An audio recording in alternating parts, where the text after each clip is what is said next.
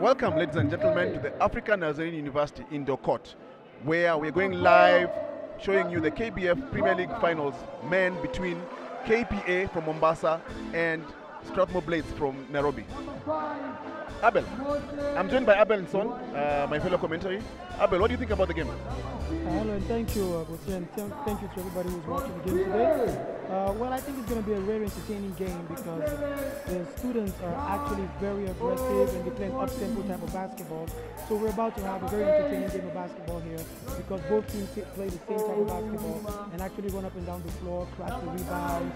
It's going to be exciting and entertaining for the fans that have come out here today. Excellent. Even as the players are being called out, what do you think KPA's game plan will be for this particular game? Well, I believe that KPA having the biggest experience because they have a lot of players who have already won the finals and the defending champions. They'll try to control the tempo of the game early and establish themselves. They'll want to play inside the paint where they have experienced post players, Ariel Martin Kitongo. So they'll try and use those players inside and at least try to create, some kind of rhythm in the game early where they can control the tempo. Thank you very much. And maybe you can just share 3 things that you think are the strengths of KPA which will make them win this particular game. Well, what do they need to do? First and foremost, KPA has its experience because they have players like Victor Udendo, players like Tobias.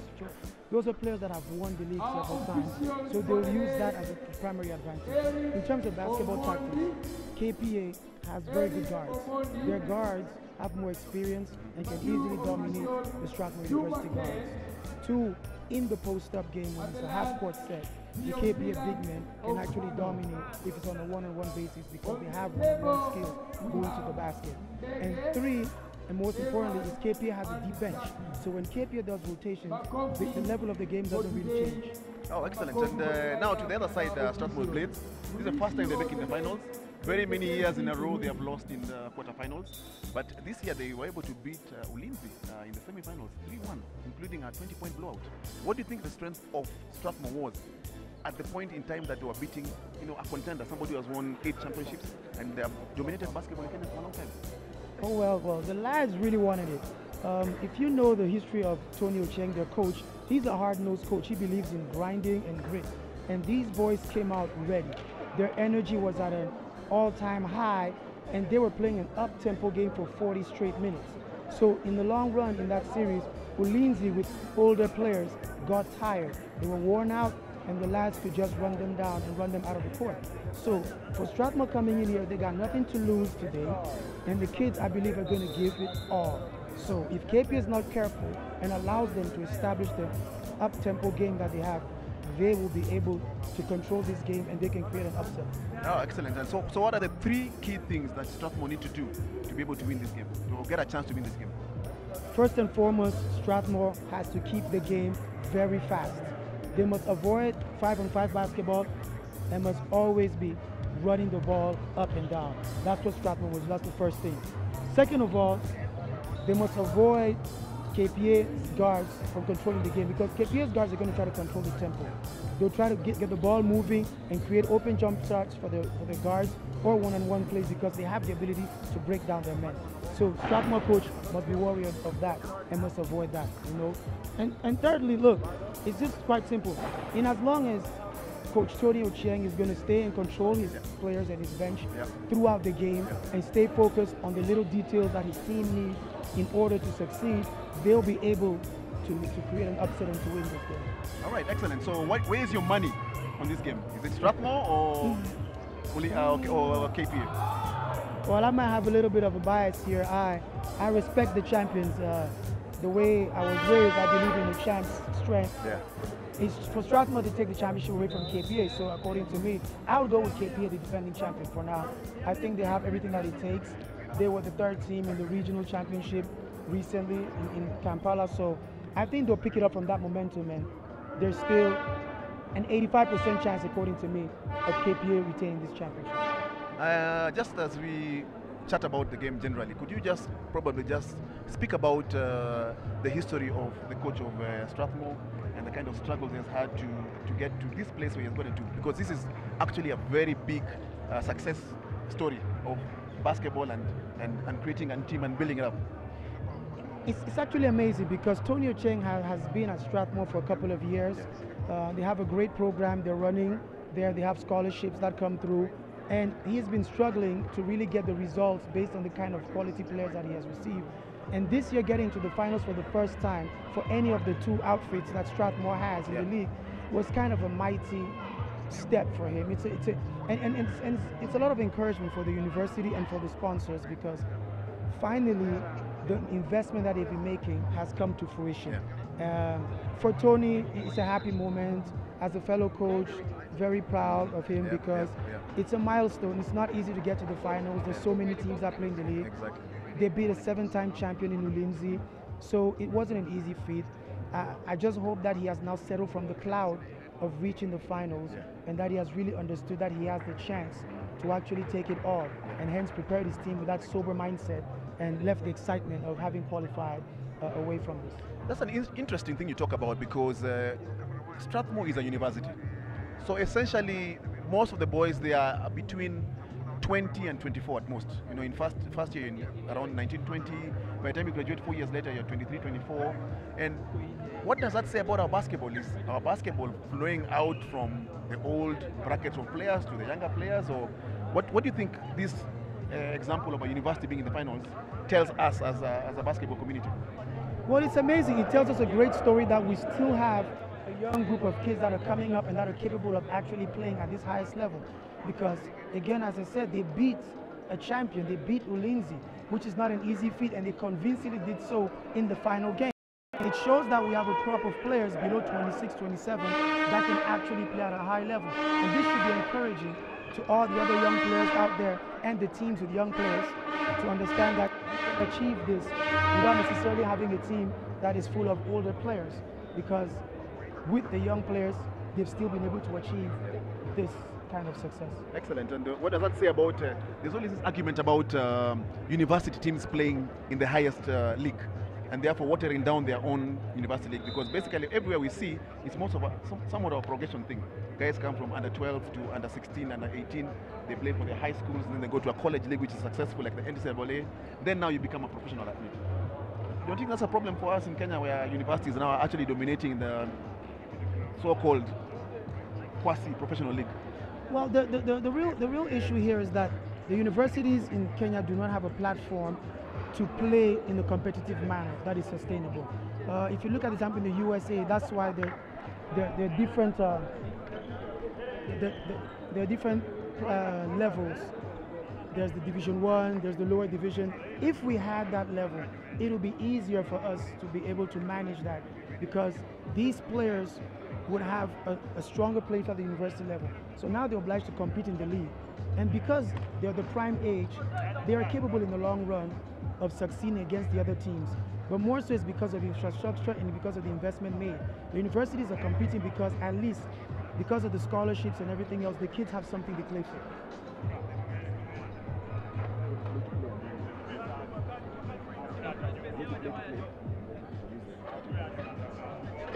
Go to the play to play, introduce the 35 because I don't have the money. Introduce the 35 because I don't have the money. All right, the game is about to tip off now.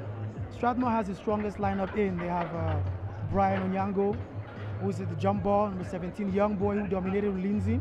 He was really the key factor, jumping against Ariel Okal, who has international experience. You know, at Shilton has played in Strathmore for a couple of years and has always been there. He's our marksman. You should watch out for him today and what he's going to be doing. You know. But Abel, just a comment about our game generally. In Kenya we claim that we are a transition team. We like running up and down. But more often than not, when you go for international matches, we don't see that athleticism and ability to run up and down the floor easily. What's your take about that situation? Well, the biggest issue is on those techniques and systems. To run a transition is not just about pure speed, it's about where to go exactly on the floor, who moves in which lane. And we don't work enough on that. Yeah. And there goes Shilton. As mentioned, Shilton has started off a hot start. Strong layup already. Shilton is the marksman for Strathmore, number 9.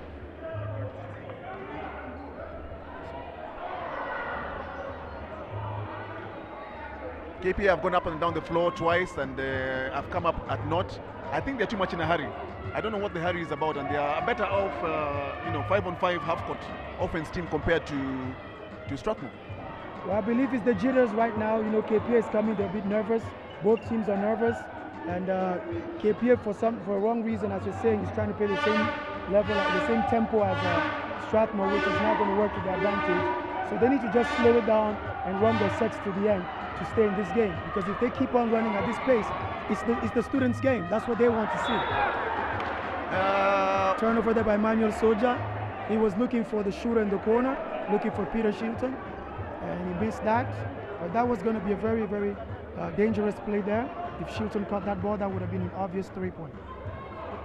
Why do you think the KPA coach started off with without Victor Bosiri at the point guard position instead of starting off with actually Joseph Ouma? That's a big take in there by the big man Franklin Omondi, who was just taking the ball to the hoop strongly.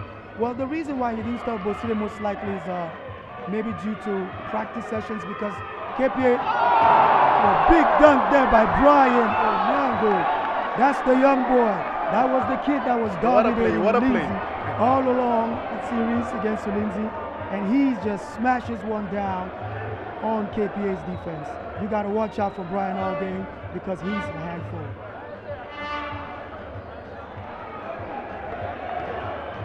As we see Strathmore coming down the floor in transition, like Coach Abel mentioned before, the biggest strength for Strathmore is their transition game. They've got very good rebounders, they've got a very good pressure defense, and they always cause turnovers or grab the rebounds after one shot or so, and they go down, flying down the floor. That's a kick ball there, that's Raymond. Raymond Kimani, point guard for Strathmore. He had a little stint in the US. He was in the US for a couple of months and came back, and he's a student at Strathmore University. He, as a point guard, has good experience, and especially having gone to the United States of America, he must have learned a trick or two. Let's watch out and see what he has to offer us today. Indeed, and I think it's high time we actually saw players going out of the country and getting, even if it's a 6-month stint or 3-month stint, just to be able to see a different kind of game. Visualize something different and something bigger than what we normally teach our players in this country. Yes, indeed. Especially once you get to meet a couple of players that are at your same skill level, you tend to elevate your level, and that helps a lot. So even if they go for 6 months, 6 months, it will help them, that little exposure, build their confidence on their individual skills, and when they come back, they can show the others, how the game is going, how the game is out there. Ball inside to Mayoti. Let's see the big fellow work. Passes to Wakal. What's Wakal going to do with it? Mayoti, strong play, draws the foul on Brian. Have you noticed, Bosiri, I think Coach Kiki of KPA has decided to play inside, just like we mentioned earlier. He started the ball, this is the second time the ball is going inside to Franklin. He's trying to play strong and draw fouls on Brian. What do you think about that? That's a very good strategy, because we know that the two post players for Strathmore are their strength, because they can be able to box out and grab very many rebounds, including offensive rebounds. So one of the strategies you can have as a coach is to put offensive pressure on the players who are good for the other team. It means you force the other player to play so much defense and draw so many fouls, meaning that as the game progresses, because they're tired or they have drawn so many fouls, then they're not able to play at their full potential. So it's a very good strategy. I think it's very important that they put a lot of pressure on George and Frank. Which is very true indeed, because Brian was one of the key players in that series against Ulinzi, and if he can have foul trouble early in the game, he won't be as effective as he's supposed to be during the rest of the game. You're right about that. Right now we see Soja with a shot, big rebounding. The rebounding battle is going to be very important. And Brian with another dunk. Oh my, this boy needs to be controlled tonight. Otherwise, he's going to make this a dunk fest. They got to watch out for Brian Onyango. That's the new kid on the block. He dominates the boards. He's in the paint. He plays strong. But like you mentioned, Abel, they have already picked up, in 5 minutes, they've already picked up 5 offensive boards. Like you said, if you don't box out Brian and James, then Franklin, you're dead. You have to actually box them out, because they are hungry. They go for the boards. And that's very important for their style of play. Substitution now, Raymond comes off. Mogoka, the veteran point guard for Strathmore, comes in. Mogox, he was very instrumental in that series against Ulinzi. He controlled the pace of the game very well and really had a couple of good takes inside. And there he goes. He starts right where he left off against Ulinzi with an easy drive to the lane. That's what this boy brings to this game. He's very fantastic. I mean, his handles, he can go both sides and he reads the game very well. Excellent. So, but Abel, if you just for the viewers' advantage, yes. If you saw what happened is that he called a play where they were trying to set a double screen for Soldier on the other side. So there was a weak side game, which allowed them to play a two-man game on this side, which was a simple pick. And since nobody came to help, he just went directly to the basket to score the basket. Exactly. So KPA has to watch out for the weak side help, because once the play was sent to one side, the whole of the KPA defense moved and forgot about the weak side help. They have to remember the shell drill principles and be in a help position, because Strathmore loves to run this play line. But also most importantly, Abel, I think very many teams in Kenya especially do not play offensively on the weak side. So the weak side people just stand around and watch on the strong side what's happening. The thunderous dunk again that we can see by Brian Onyango. He's the key guy to watch out for Strathmore, number 17. This young boy got ups. And as KPA take a timeout, we hope that they're going to change their strategy. They've been basically playing man-to-man. There, as you can see, there was no weak side defense, so Mogoka read it smartly, and that was an easy layup for him. So KPA has to watch out for that. The KPA technical bench should pay attention to this fact that when they call this set, everybody is moving to the other side, and there he goes, he's wide open layup. This cannot happen at this level. They got to watch out for that. Exactly. Like we also saw, there was a double screen for Soldier on the other side. So the defenders were forced to decide whether to help or to stay with their men across on the other side, on the weak side. And that is very critical for us in our game, because more often than not, the guys on the weak side always stand around and watch. Yeah. So Strathmore leading here 8-3. They're controlling the tempo. KPA has gone to the paint once or twice. It's still a good strategy because the game is early, because the essential is to draw fouls inside to try to reduce the number of defensive possessions the big men for Strathmore can have by being in foul trouble, and then they can start with their game plan. Yeah. But the one thing about what I've noticed about KPA, they're not having very many screens or movement off the ball. So it's allowing Strathmore to be able to play their defense, which is basically they mark the two post players man to man, and the three guards up here switch on every move of the ball or flashing of the passes. Yeah, it's one common weakness that you must notice with Siri in our basketball is, in as much as you want to pass the ball in the post, you must run your sets initially to make the defense move and then go to the big man in the last minute. What is happening here, unfortunately, is that because they've decided to pass the ball inside, they're basically being static and trying to feed them on a direct hit. And that's a good jump shot by Evans Leighton. Evans Leighton is a globetrotter. This kid has played in Ethiopia, he has played all around, had a good stint when N1 came to Kenya, and actually was very impressive. So he will also use a lot of his experience in this game to be an X factor, to be a creating factor, I believe. Game is still early. Early times, 4 minutes and 13 seconds to go in the first quarter. The score is 8-5 to Strathmore. I think they have jolted KP a little bit. Too many turnovers from misplaced passes or traveling and stuff like that. Yes, indeed. And that's a traveling violation by Joseph Ouma. He shuffled his feet. For those who are watching, shuffled his feet. You cannot shuffle your feet. Shuffled his feet, so that was called. The travel was called. And by the way, this game is run by two international referees. That's Eric Omondi, Juma Kent, and we have the third umpire, that's Theophil from Nakuru. So we have very qualified referees taking this game. Once again, as you can see there, Abel, the post players for KPA are putting a lot of pressure on the defensive players of KPA by attacking the rim for every offensive board. And from that move, you can see, for example, they've drawn a foul because the KPA defender, who is Okal, did not box out his man. And therefore, his man was able to get the ball and draw a foul. Exactly, was caught ball watching, and there goes Frank Mayoti with a foul. Mayoti, you don't need, the big fella doesn't need to foul at the three-point line. I think the coach should talk to him about that because they need him in the paint. And if he's going to pick up such fouls at the three-point line on the point guard, it is not going to help. Yes, it's his first foul, but he needs to stay in the game. That's very true. And Abel, just as a sidebar, earlier when we were talking, you spoke about size. What, in your opinion, is so critical about having players with size? Well, basketball's first talent is height.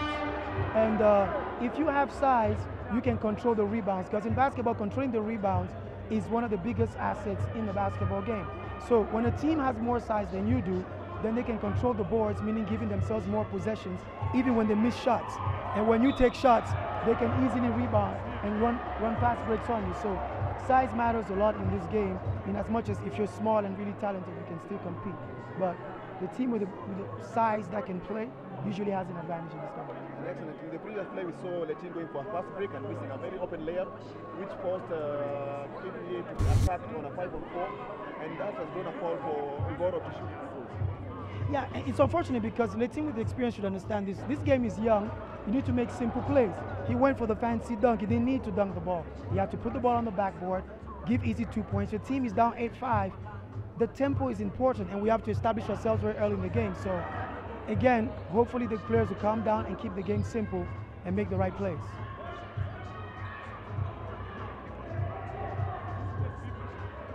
See the KPA going up the floor, trying to get early offense. Victor Bosire is now in. He's got it in for Shiba. Let's hope we can see something different from KPA. And look, now you're going to notice one thing. Since Frank Omondi is out now as a big man, now they have a smaller lineup that's going to run, because Martin Gitonga is a very good finishing big man on the runs. Yeah. He's a transition big man. Victor Bosire, the point guard, adores transition. So watch out for KPA now to increase the pace of the game and to start playing their fast game and go for transition baskets. We've also seen George Plaka come there with a turnover, but he's also been subbed. He's subbed in for Shilton. KPA goes in a fast break. Oh! Ariel Okal with a mighty putback on the Strathmore defense. That was N1.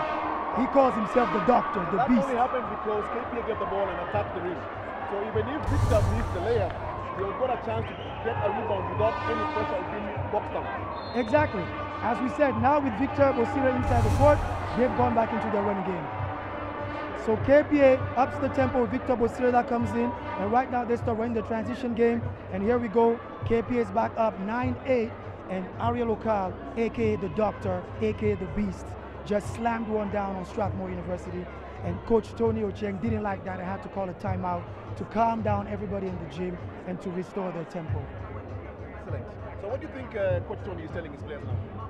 Coach Tony must have realized that KPA has decided to put a smaller lineup, hence to establish a running game. So he's telling his players to watch out and to not expect KPA to slow down the game. So they got to recover well, because this dunk came as a result of not falling back properly. Hence, the lane was wide open for Victor Dendo, who drove. He made the miss, but Okal wasn't boxed out because there was nobody there, and it was an easy slam dunk inside, basket and foul. So I'm sure that's what Tony Ochieng is telling his players right now, such that they can address that and they can adjust in terms of the recoveries. As you mentioned earlier, as we were talking before the game started, you mentioned that one of Strathmore's weaknesses is their transition defense. Was that a very good example of that poor transition defense? Yes, indeed, that was a very good example of that. So now, from an 8-3 scores where they were up, scores are now 9-8 with 2:23 to go in the first quarter. KPA has regained the lead right now of this game. And as you can notice also, Coach Tony Ochieng has done that change. He has removed Fidel in the paint, and he has put in Ocampo, Cliff, that's his nickname, is Ocampo, to come inside. He's a hard-nosed, undersized post player, Cliff. Very interesting guy, energy player. Watch out for him. He has a lot of theatrics, a lot of energy that he dissipates when he plays in the games. So he's coming to ensure that they can play up and down game and match up with KPA at this point. As you see, Victor Bosire putting pressure on Mogoko and also causing a turnover. What defensively does Victor Bosire bring in the position of the point guard? Oh, he's arguably one of the best defensive players. Matter of fact, the backcourt for KPA, the two Victors, Victor Ochieng and Victor Bosire, are arguably some of the best defensive guards that we have in this league for the last 5 to 6 years. And it's going to be hard for Strathmore guards to play against them one-on-one basketball. Their biggest chance would be to pass the ball whenever they're matched up against those two guys, because those guys know what they're doing and they'll cause a lot of turnovers to Strathmore University. And I think you make a very good point, because originally when Ouma was backing Mogoko was driving into the paint and scoring easy layups and etc. But now that Victor Bosire has come in and is marking Mogoko, he's putting so much pressure that Mogoko has actually had 2 turnovers in 2 subsequent plays. Exactly, because that's what Victor brings to the court. So the coach was just observing initially, hence he kept Victor, his main point guard, outside to just see what Strathmore was going to run. And It has worked. His plan has worked pretty well right now. That's a 3-second call. The big man for KPA was staying inside the paint for too long. You got to move in and out of that restricted area all the time. You mustn't forget yourself in there. But what is interesting, Abel, on that call that you called a 3-second call, is the 3-second call called when the player is receiving the pass, or is it just open, whether they are receiving the pass or not? Normally the 3-second call is supposed to be called. Oh, big three over there, first of all, by Ongoro. Ongoro has been shooting pretty well, even the last series against Ulinzi, and he picks it up, and Strathmore takes the lead again, 11-10, with 50 seconds to go. So, in regards to the 3 seconds call of the series, normally the ref must call the 3 second when the ball goes towards the paint. So, whether it's on a pass inside or on a jump shot, this is when the 3-second call should be made. Not when the ball is being dribbled on top of the key, like the referee just did earlier.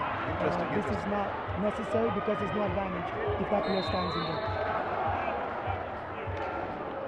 Yeah, you see Victor Bosire drawing a foul, slowing down the transition. I don't think that Strathmore over the penalty, so it'll just be a simple side ball. And that's a very good play, you know, is to stop the other team from making an easy layup on transition. So you have a chance to foul, you foul properly, and they slow down the game and allow yourself to form your half-court defense, like they have done now, and you play 5-on-5. And that's a very important thing because a lot of our teams sometimes miss that. You must cut off fast break points. It's better to foul at half court sometimes, and you cut that because fast break points are momentum points for every team in this game. You see, with this foul, the ball was inbound at half court, defense is reset, so we still have a chance to play defenses to get the ball back. And there goes KPA again on transition. Good recovery by Brian Nyando. This time he recovered well, covering the inside lane and getting a steal on a pass. Hey, Tobias is coming. Tobias, he's a very experienced player, number 12 for KPA. He's been 3 times finals MVP in Kenya. He's the recent MVP of the last championship KPA won. So he brings a lot of experience to the table. So watch out for him to try to be one of the difference makers. But unfortunately, Martin Gitongo seems not to have come to his game real early. And you know, he's missing easily. End of first quarter, Strathmore ends the first quarter 11-10. Strathmore Blades took the lead, and this is the end of the first quarter now. It's a very low scoring game. You can see all the nervousness, you can feel it, the tension in the gym. The teams have a lot of tension, you know, a lot is at stake at this point, but let's hope for a better second quarter and more points when these teams have settled down. And what have you seen for KPA? What are the two things that are working for them in this first quarter? In this first quarter, what was working for KPA is when they actually ran the ball and tried to score through the transition layups, being patient. But one other important thing which they started well with, but I think they gave up too quick soon is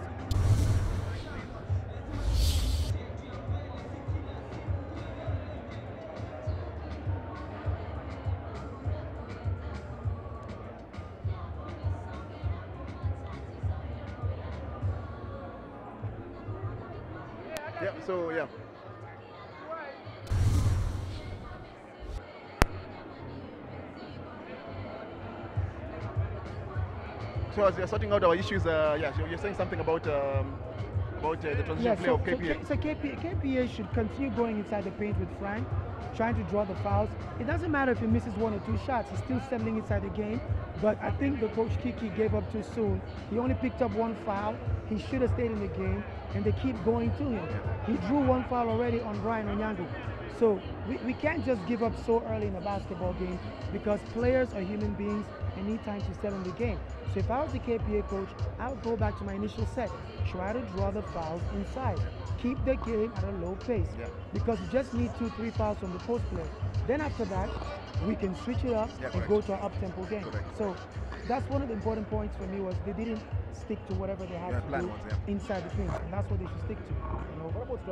What do you think has worked for them if they score that close? The up-tempo game. The game has been fast. It has been open court game. We're just running up and down both teams. There'll be very little sets being ran. So that's the Strathmore's advantage.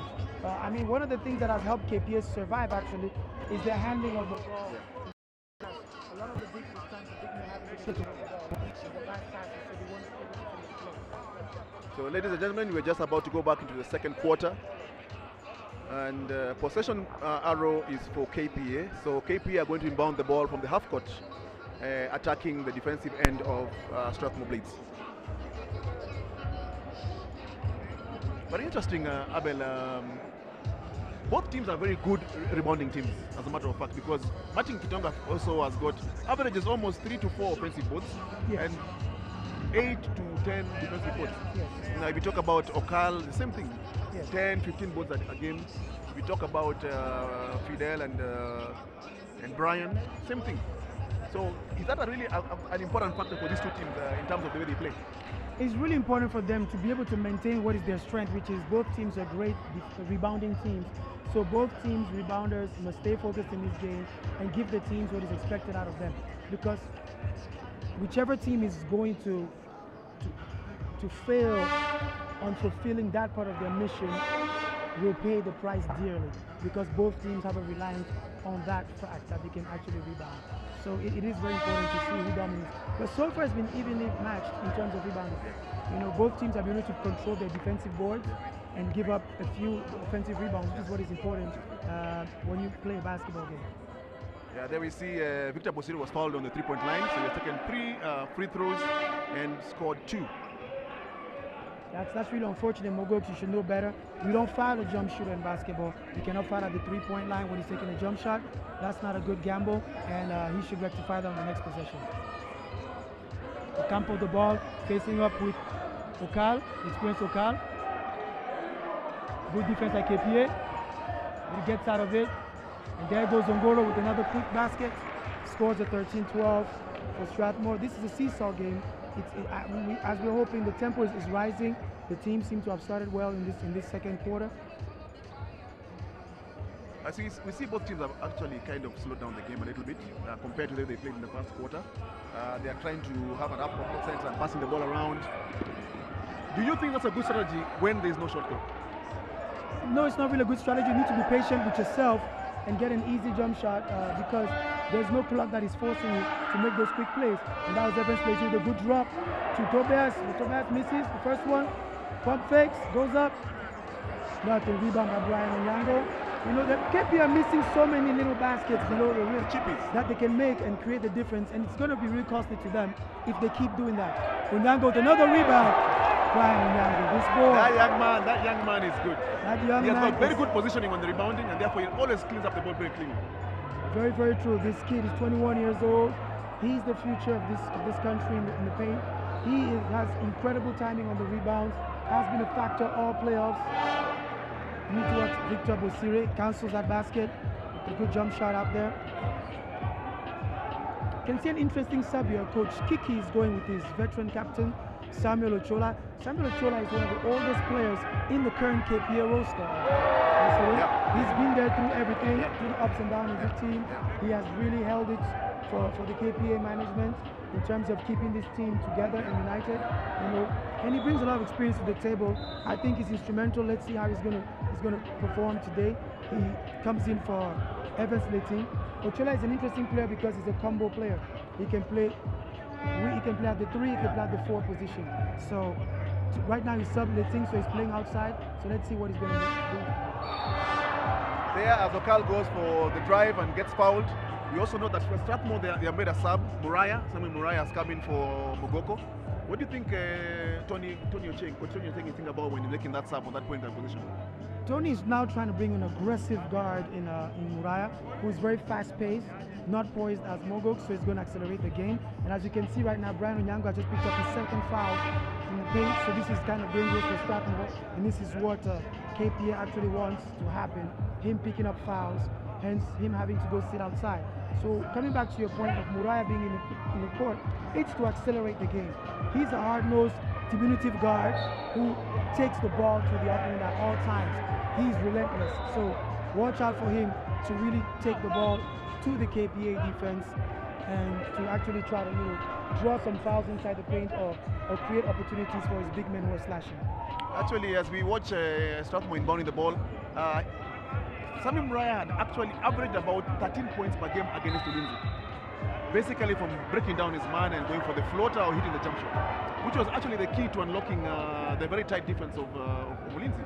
Do you see it happening the same as in this particular case? And there he goes, he has just drawn the first foul on Victor Bosire. That's his second foul, and that's his first foul he's just caused. He's a very, very difficult player to mark. His size allows him to stay as close as possible to the ground, but when he goes in there, he's so strong and not afraid. and not afraid to play. So he's really, really a dangerous player. Oh, Martin Kitongo picks up a foul away from the basketball. These are the kind of fouls you don't need. It's an inexperienced foul. You got too much experience, Martin Kitongo, to pick up such a foul. He picks up a foul on Brian Onyango because Brian, as usual, doing his rebounding job, has kept the KPA bigs so preoccupied because they have to trace him at all times. Good defense by Toby. KPA on the fast break. Usire to Okal. Okal is going to do. Misses that. Fast break. Onyango. Again, that's what I was talking about earlier, Busire. It's catching the ball in transition for these bigs for Strathmore. That has been their biggest undoing because Onyango has had a couple of these opportunities, but he just can't control the ball. There goes a jump ball. Okal also, who misses an easy fast break over there. Trying to go fancy. He could have scored this normally off the glass, but he tried to go with the reverse layup, which I don't think was very necessary. What was your thought on that? I mean, for his height, he should have dunked it. You just go up and you dunk the ball. If Shaq got that ball in that particular position, do you think Shaq would be going for an up and under? No, no. Shorter player than him? You go straight to the basket and try to dunk it. The worst that can happen is a foul. Exactly. There goes Murai again, trying to go into the paint. He slides. As I've noticed, Bosire, this floor seems a bit slippery. Haven't you noticed? The players seem to be sliding all the time. Yes, you can see Murai trying to dry up his shoes. Maybe he needs to dust them off, or there's a technique we used to use when we're playing in indoor gyms. You put a wet towel with Coca-Cola that you pour on it. That allows you, when you put a wet soda on the floor, it allows your foot to become sticky. That comes in down. Again, was a big man for USIU and moved to KPA. He was a very dominant force when he was playing at USIU. We haven't seen quite the same effectiveness from him all season at KPA. I don't know. What do you think? Do you think it's because they don't utilize him or they don't know how to use him? Or do you think it's because KPA has a lot of players at the same position, hence they don't really see the need for him in rotation? I think it's a little bit of both, yeah. I think it's a player's responsibility to show the coach why the coach needs to play him. So if the player just kind of fits in a mold and says, because they're better players than me or more experienced players than me, then I won't be able to fight hard, then of course the coach will put you on the bench. But also I think the coaches at KPA have not unraveled how to use him, his specific skills. And that is critical for me, because when they picked him up from USIU, there were certain aspects of the game that they saw, which he was doing. And therefore, if they don't proceed with it, then it becomes very difficult for the player to be able to play well in that particular system. Now, to that point, Bosiri, won't you think that the fact that KPA has a disadvantage of the fact that most of the players are based out of Mombasa? So, like for example, Dan right now doesn't benefit from day-to-day coaching and practicing, which he did have when he was at USIU. Hence, maybe his level has come down because he has to actually train himself to be able to be game ready in terms of his skill, in terms of his mental preparation for games. That is very true, and that's what most people don't understand. You have to spend time with your team to be able to play at the level that your team expects you to. So if you live very far away from where your team trains, and therefore you only train maybe once a month or whatever it is, then you can be able to be effective and efficient in the ball game. And therefore you'll always be at the periphery of the bench when everybody else, because of some experience, can be able to play accordingly. There you see, Martin Kitongo scores an easy layup. The score now is 17 ups, 5 minutes and 51 seconds to go. The game is still stalling. No team has really broken away in this game. That's a good foul by Uriah. Oh my! The referee calls an unsportsman foul. Bosira, do you really think it's an unsportsman foul? That's not an unsportsman foul. He just went for the ball, but he caught the hand. In transition, you can be able to slow down somebody by playing the ball and drawing a foul. It wasn't malicious. It wasn't a clear path foul where he was way ahead of him and he was trying to pull him back or something like that. No, he didn't go for his neck. So I don't think that's an unsportsman foul. That's a normal foul. And I think that's why our biggest problem is, because sometimes the kind of officiating we receive in our country affects the way we can be able to play internationally. Because some of the things we are discouraged from doing here are actually things that are applied internationally as a strategy. Yes, indeed, because we just stated it earlier. Strathmore University was trying to go on a fast break. The KPA player fouled. He wasn't called on sportsman foul. One of the key things about officiating is consistency, because right now Strathmore players don't know what is what, because the same thing was done against them and it wasn't called. And like you noted, internationally,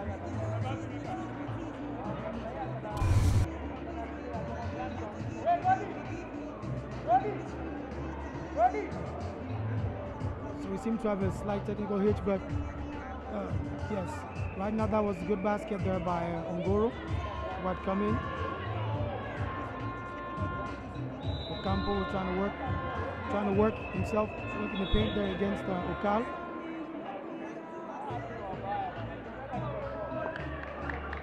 Yeah, so I think, like I was mentioning earlier, the way our officials officiate games here needs to be able to encourage our players or show our players how it is to be able to play internationally. Yes. And it's unfortunate because we also have quite a number of international referees who have left in the Olympics, who have left in African Championships, and etc. etc. And therefore, they should be actually encouraging our players to be able to play at that level. And one important aspect about basketball is there is coaching, there is playing, but there's also officiating. They have to be at the same level. If one of these levels is down, it means the other two are dragged down. Absolutely, absolutely. Like this one, this foul, internationally will never be called. This is what we call stopping the fast break. It's called an intelligent play at that level. And when you make such a call at this level, you're teaching our players that they shouldn't do that when they go out there. Correct. Hence, they're going to allow open fast breaks. Correct. But that's not correct, as you're mentioning earlier. So some of these things need to be addressed to be able to help our players be ready to play the game at the right level.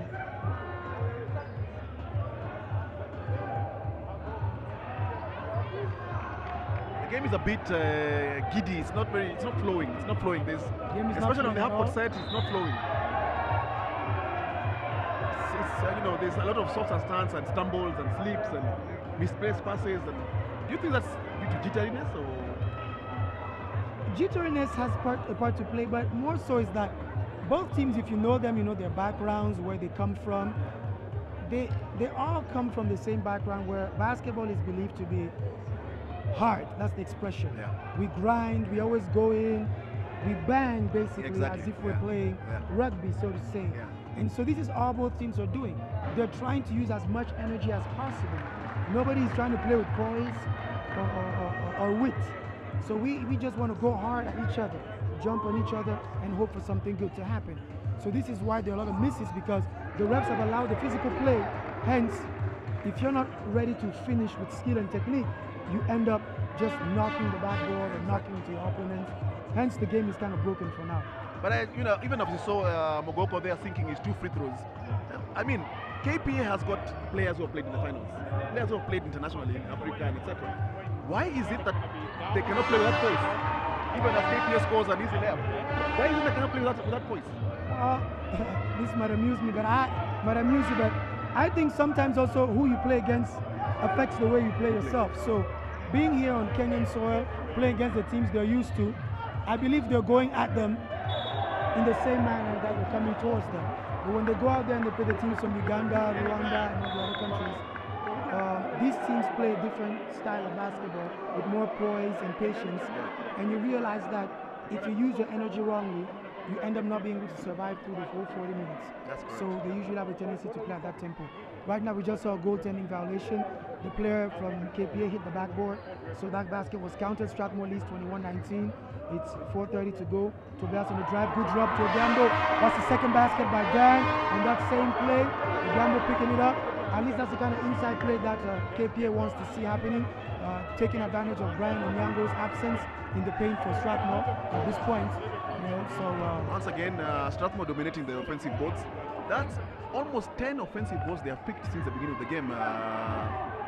Abel, what do you think KPA is not doing in terms of being able to dominate the boards? KPA is ball watching a lot, hence they're caught off guard on those rebounds. When the shot goes up, you're taught to go and box out your man, but they're not going to box out their players. They're busy looking at the ball, and when the shot goes up, they all want to run towards the basket. We mentioned this earlier, Strathmore can match up in regards to physicality and athleticism with KPA, so they can't just make it a jumping battle because they will not have any advantage. As you see, Brian Onyango has checked in again for Strathmore. Let's see what he brings to the table again.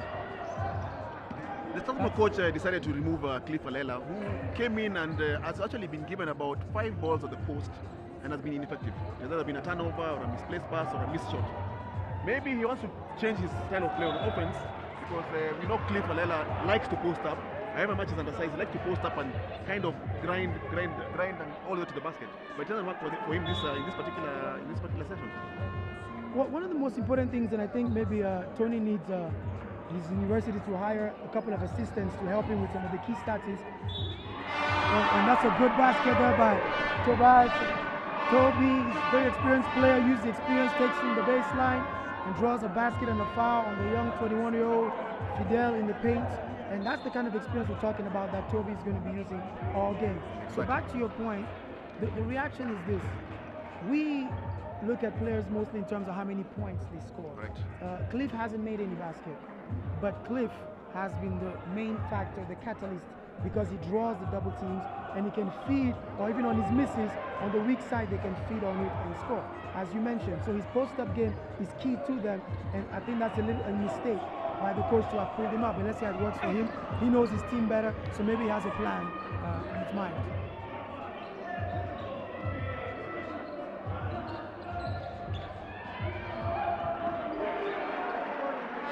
And as you can see, actually KPA have actually slowed down the game. They're no longer going on transition and running up and down helter-skelter. They're actually working the play. They're going around and passing the ball and giving screens here and there, especially the high pick and roll.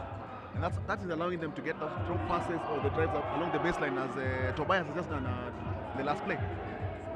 Exactly. They're playing with poise, control. The other team is younger than them. If they play with poise, they can expect them to become jittery and to make mistakes. And once that happens, they can take advantage. Good defense by Victor Uchieng out there.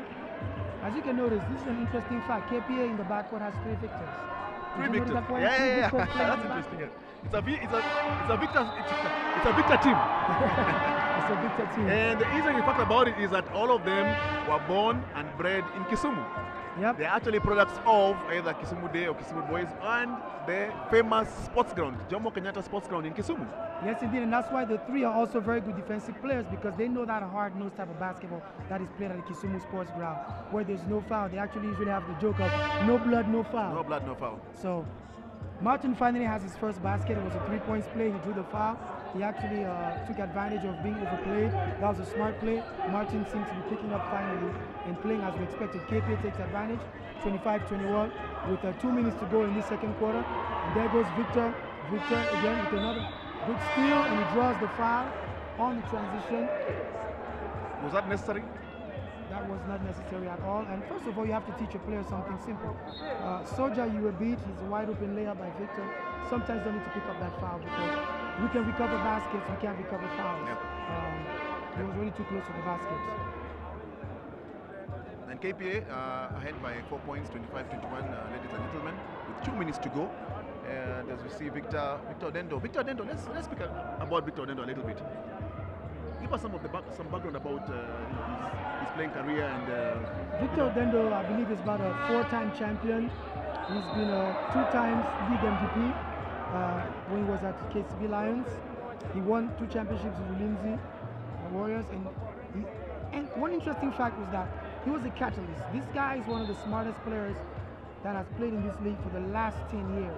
He can arguably play at 4 positions on the basketball court, from point guard all the way down to post up on mismatches. One of his biggest strengths is he's a winner. He does everything that is necessary to win.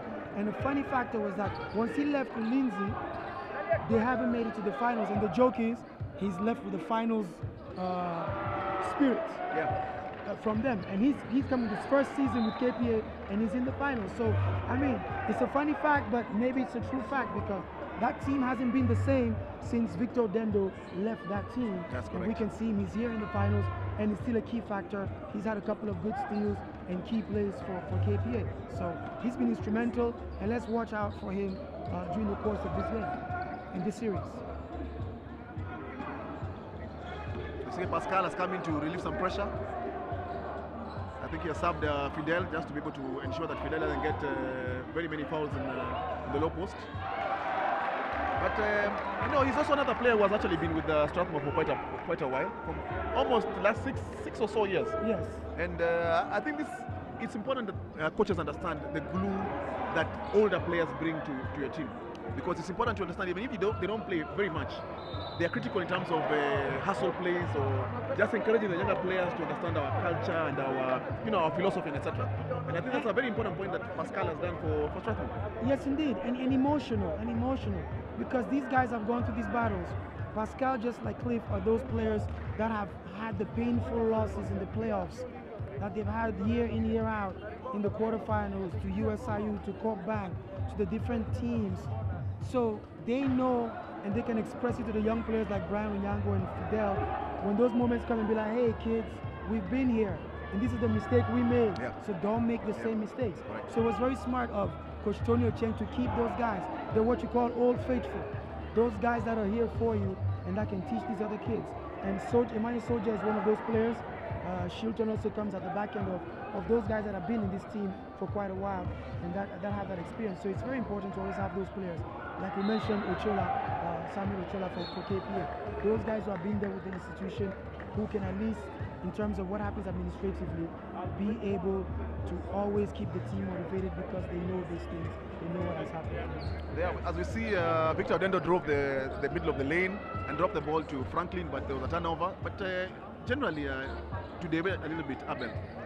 Both these teams, for viewers' reference, are going to be playing in the Zone 5 this year.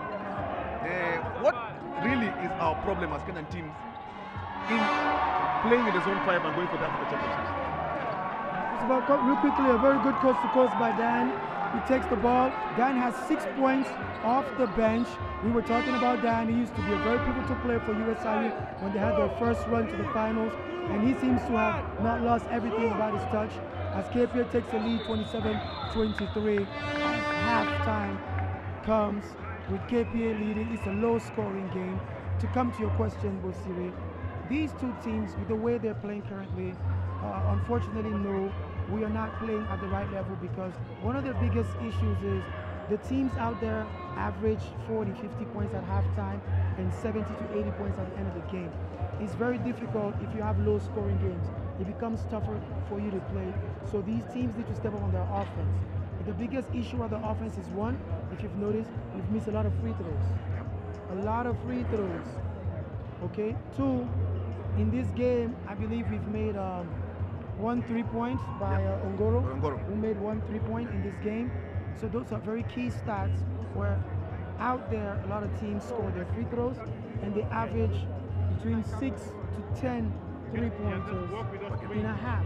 So if we don't match up those two stats, it's hard to play. But in terms of physicality, in terms of individual skills, we are right where we need to be. These players are good enough to match up with those other players in terms of the physicality, in terms of the size, in terms of individual skills.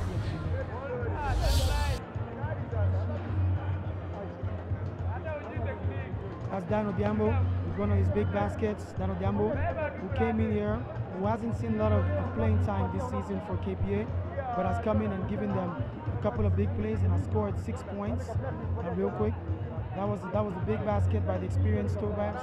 Tobias, 3-time MVP in the league. And there was another basket by Martin, heating up. So some of these big plays are the ones that allowed KPA to take the lead before the halftime. As we can see again, that was Soja with one of his fouls. It wasn't very necessary. Didn't need to foul Victor because Victor ran away from the basket at that point. This is one of the key things we're talking about, the rebounding. That's Pascal with a big offensive rebound there on the KPA defense with Frank inside. You can't allow that to happen to you, KPA, if you want to stay in this game. And that was a nice layup out there with Dan Odiambo running away from the block from Brian Onyango. That was a very good finish. And that was the last basket of the half, allowing them to lead 27-23.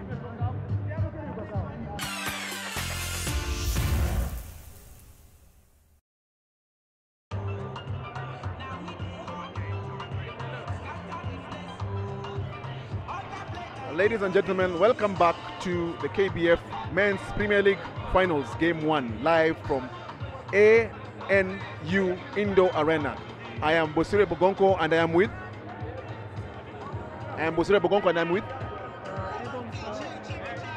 So Abel, let's talk about that first half. What did you see working for Strathmore?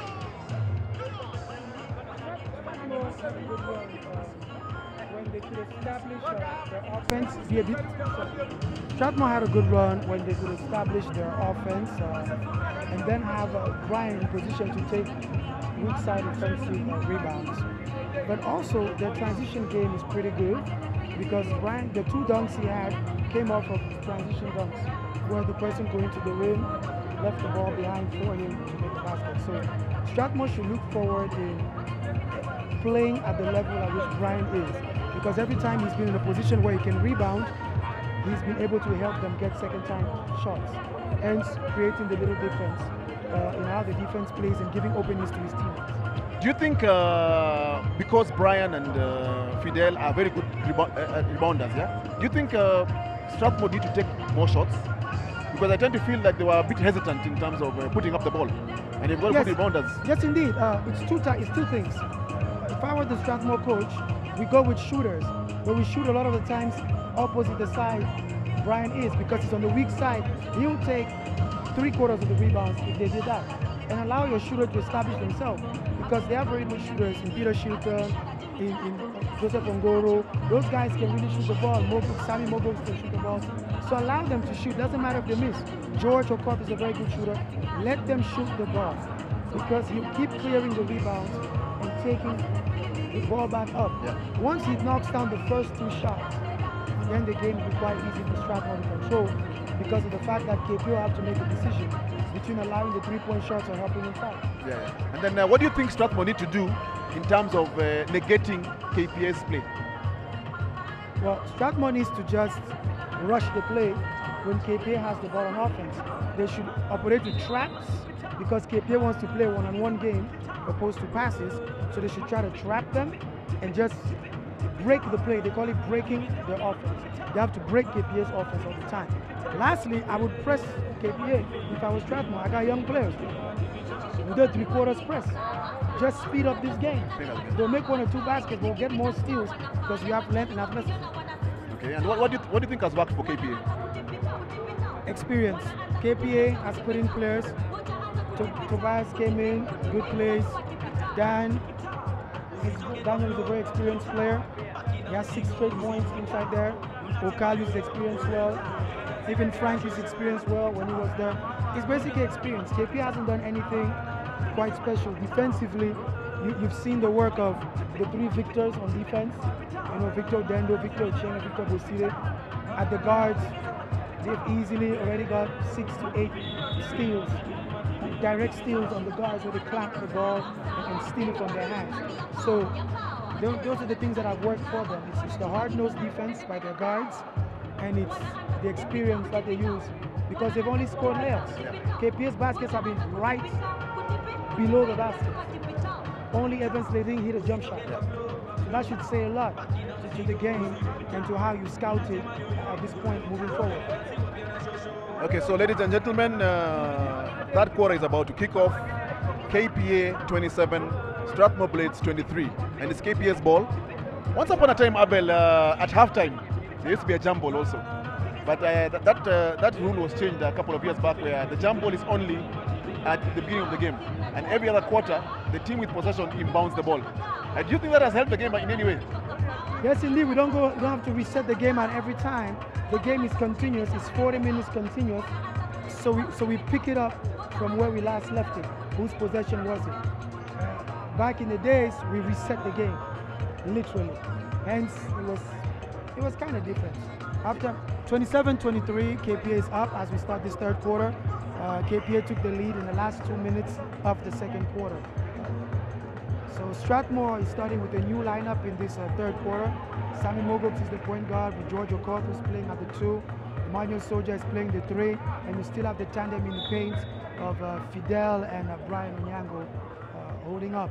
And for KPA, he has decided to start this time with Victor Bosire, Victor Odendo, Evans Leting, Ariel Okal, and Martin Gitongo. So let's see how it works for them.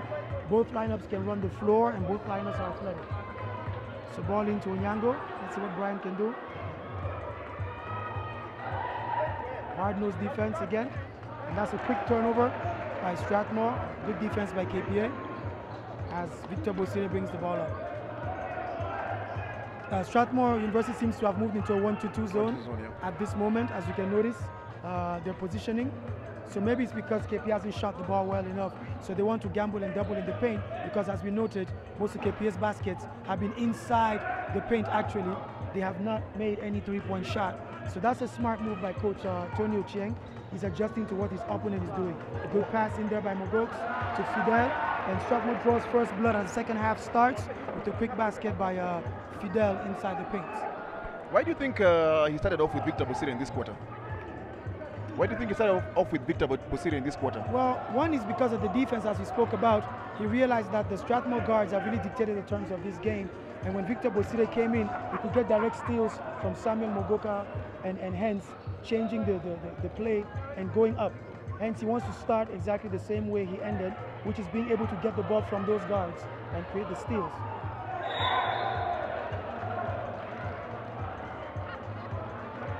I don't know what happened there, but it looks like Ariel Okal, fouled on... Ariel Okal, necessary foul. That's the second foul, I believe. He missed the ball, and inadvertently he'd elbowed Brian Onyango, and that's his second foul, first team foul for KPA in this quarter. And this came again from the same thing we just talked about. George Okoth drove the ball from the opposite side, missed off the glass, but Brian Onyango was right there on the weak side to jump on the rebound, hence creating that little disorder in the KPA defense. That's one of the key things to watch out for if it happens consistently. But what is amusing to me is that Strathmore has no shooters in the court. They're all slashers who try to get the ball to the paint. Even as we see, well, Strathmore by nature doesn't shoot the ball that much. They're a crashing team, they're a slashing team, and that was an easy layup miss there by Brian Onyango. Brian Onyango doesn't seem to be able to do to score any other kind of basket apart from the dunks that he's had, and that's one key point for KPA. Maybe they should watch out for that and allow him to get isolation plays on the wing and see whether or not he can make those jump shots. The game is still scrappy, just like it was in the first half. There's no set play, there's no poise, there's no calmness. Everybody's all over the place. A lot of bodies bumping and grinding. Yes, indeed. Both teams have kept at it. Both teams have a real belief in their athleticism. Hence, they keep going at it. They keep pushing the ball. You know, everything comes from how you prepare, okay, Bosiri. And there goes Martin out with his third foul of the third quarter. You might only see him back in action in the fourth quarter because in basketball, we foul out with 5 fouls. So coaches don't take a risk once you get to 3 fouls. And Frank comes back in, and let's see if he can reestablish his strength. And that's a good steal there. Victor Bosiri on the break, and that's a big block by George Okoth. George Okoth on the chase down block. And Victor Bosiri, who was not watching out, who didn't know that a small man like George Okoth can really go that high on the court. And the crowd goes bananas. Yes, what a block, what a block. The crowd is on his feet. This is beautiful. But Bosiri, we have a player that is down. Sami Mogok seems to have been hit in that turnover. We don't know what exactly happened. Maybe the replay can catch what happened to Samuel Mogoka on the turnover from Strathmore on the other side. Let's see what happened to the player hurt. Maybe we can see the replay of what happened.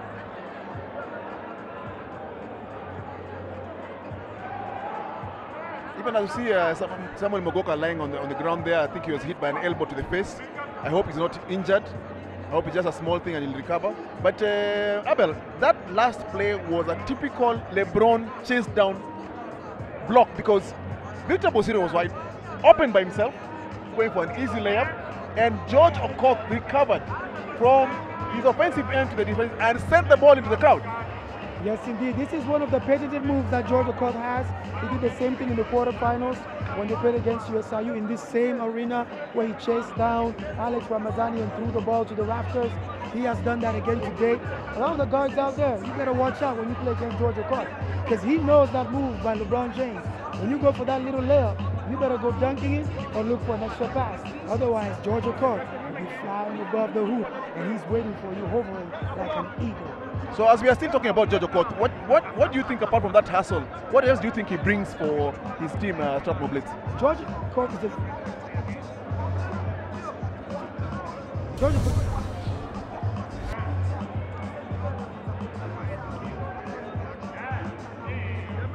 George Okoth is a very, very versatile player. Very versatile player because he can help the ball handlers and he's a super athletic guard. Hence, just like the block you just saw a few minutes ago, he can have a lot of defensive plays, help on rebounding, help on block shots. So George Okoth is the kind of guy you need on the court because he's a utility player. he doesn't do one thing in particular. He does a lot of many things. He's a jack of all trades. Yeah, excellent. There we see Victor Boriza took a three-point line jump shot, missed it, but KPA were able to still get the ball on an offensive rebound and get the ball out for an inbound play. And it's kind of amazing, if you've noticed the game, Strathmore is not panicking when the ball is going down into the KPA bigs. They're allowing their big men to play one-on-one defense. And you can see here Frank Mayoti in front of Onyango. He's not able to go up with the ball directly and try to score the basket. Why do you think that is happening? When I talked to the coach of Strathmore before the game started, he told me his secret of their defense is the three guards at the top play a zone defense, but the post players play one-on-one. And therefore, he wanted his team to force KPA to be able to dump the ball to the post because they don't have very good one-on-one post players, KPA. They are more of a drive and dump kind of or team where the big men either get a drop pass or go for offensive boards. Okay, that's very true. Exactly, indeed, as you can see from what's happening in the game, Evers Leting just draws the foul there. That was a hurried shot by George Okoth a few minutes ago. We just spoke about the fact that the ball must be able to move from left to right, to displace the defense, and then take a jump shot from the weak side of Brian Onyango. But right now, George Okoth just came up with the ball and put up that shot. I don't think that Strathmore can survive in the game if they're going to take a hurried three-point jump shots, having that they're not that three-point shooting team. I mean, what do you think about that? And that's very right, Abel. One of my biggest problems is that this game has no shot clock. So you don't have any excuse to be in a hurry to shoot the ball, unless you're obviously on a fast break. So you cannot have no shot clock and you go up the court and give one pass and 4 seconds later you've shot the ball. Like you said, you need to be able to work the ball around. And I think that's one thing about our Kenyan system. We have not taught our players to give that extra pass to make the defense work, such that they're able to make easy baskets. Yes, indeed. Because we do move the ball, but there's no real purpose to it. We're not understanding that we have to move the ball to create a certain difference. There goes again the one-on-one play. So as Coach Tony Gocheng had noted, the KPA bigs are not doing anything. They're basically dribbling the ball twice on the spot and then kicking the ball out. So if I'm Coach Tony Gocheng, I'm not panicked because this is great defense. I will allow the ball to go inside at all times. Right now, George is running the point guard. Ocampo is back. Ocampo is back. That's Franklin. He picks up another foul on Muraya. We talked about Muraya who draws the fouls. He's always there, that little fellow. Hard-nosed little fellow. He's not afraid of anything when he gets inside that paint. And he draws the foul on the tallest player on the court right now. That's the second foul. But this is interesting. When the quarter started, the score was 27-23. Strathmore have scored one basket, and 5 minutes later, none of the teams have scored. What do you think is the problem? It's incredible. It's what we were mentioning earlier. If you've noticed that both teams have missed already around 6 free throws in this quarter, you have to work on individual skills of players. You have to build their ability to score by themselves. We don't spend enough time working on our players' individual ability to shoot. And there goes our free throw shooting woes again that continue with Cliff Alela missing another free throw. So we can't make the easy baskets. This is the reason why we struggle internationally, because the other teams by this point would have had 45, 50 points and would be down by so many points. Okay? So one thing that our coaches, our players should look into is working on the skills. And there goes a defensive foul by Ariel Okal, because exactly the rebounding of Brian Onyango, he's ever present, and KPA already is in foul trouble with 14 fouls opposed to 1 team foul for Strathmore University. So it's a bonus shot, Brian Onyango on the line, but you can see Cliff Alela miss both free throws. So these scores will not move if we can't score free throws. So Frank takes his third foul and has to walk out. He sees himself out. So Dan comes back in, but Dan started red hot. Do you think he's going to continue in the same way? I think the key to Dan is a drive and dump kind of play. If they can understand that they need to attack the paint, draw the defenders, and then dump the ball to Dan, that's where he scores very easily. I don't think he has got the capacity to be able to play one-on-one. In terms, he doesn't have the skills or the footwork to beat his man one-on-one. But on that drive and dump kind of play, it's impossible to stop him. But I think that particular substitution was forced. It's not a strategic substitution. It's because Franklin has got into foul trouble, yes, and therefore you have to make a rotation. Yes, indeed, and you can see Brian missed the 2 free throws, so those are 4 free throws missed in the same breath. 4 free throws have been missed. It's quite incredible how many shots are being missed by the two top teams in the country. You know, we really have to watch out for that as we all observe the game from all corners in the country as coaches, as teams. We need to take some things into consideration. Our ability to score by ourselves, because the free throw is the only time you have no defensive pressure. You're all by yourself to do the things that you need to do to make the shot. You know, so it's not working. Coach Kiki of KPA calls a timeout as he can realize that his team is not operating well. Matter of fact, Strathmore has kept them on one side of the floor for the last minute. So he's called a timeout to re-strategize and regroup his team and see what his boys can do in regards to, you know, getting back into the game and getting the control. But I think that the energy of the game has gone down a little bit.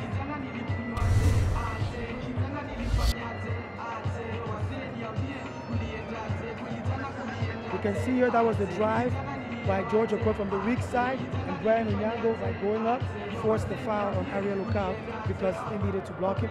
And there you go, George Okot, the chase down block. That was the chase down block. And here that was the final foul by Victor Bosire because Brian Onyango was on the fast break and KPA was caught napping, so they were late on that. So Abel, just as we were speaking earlier about scoring our free throws and scoring chippies and etc., we always say that defense wins championships.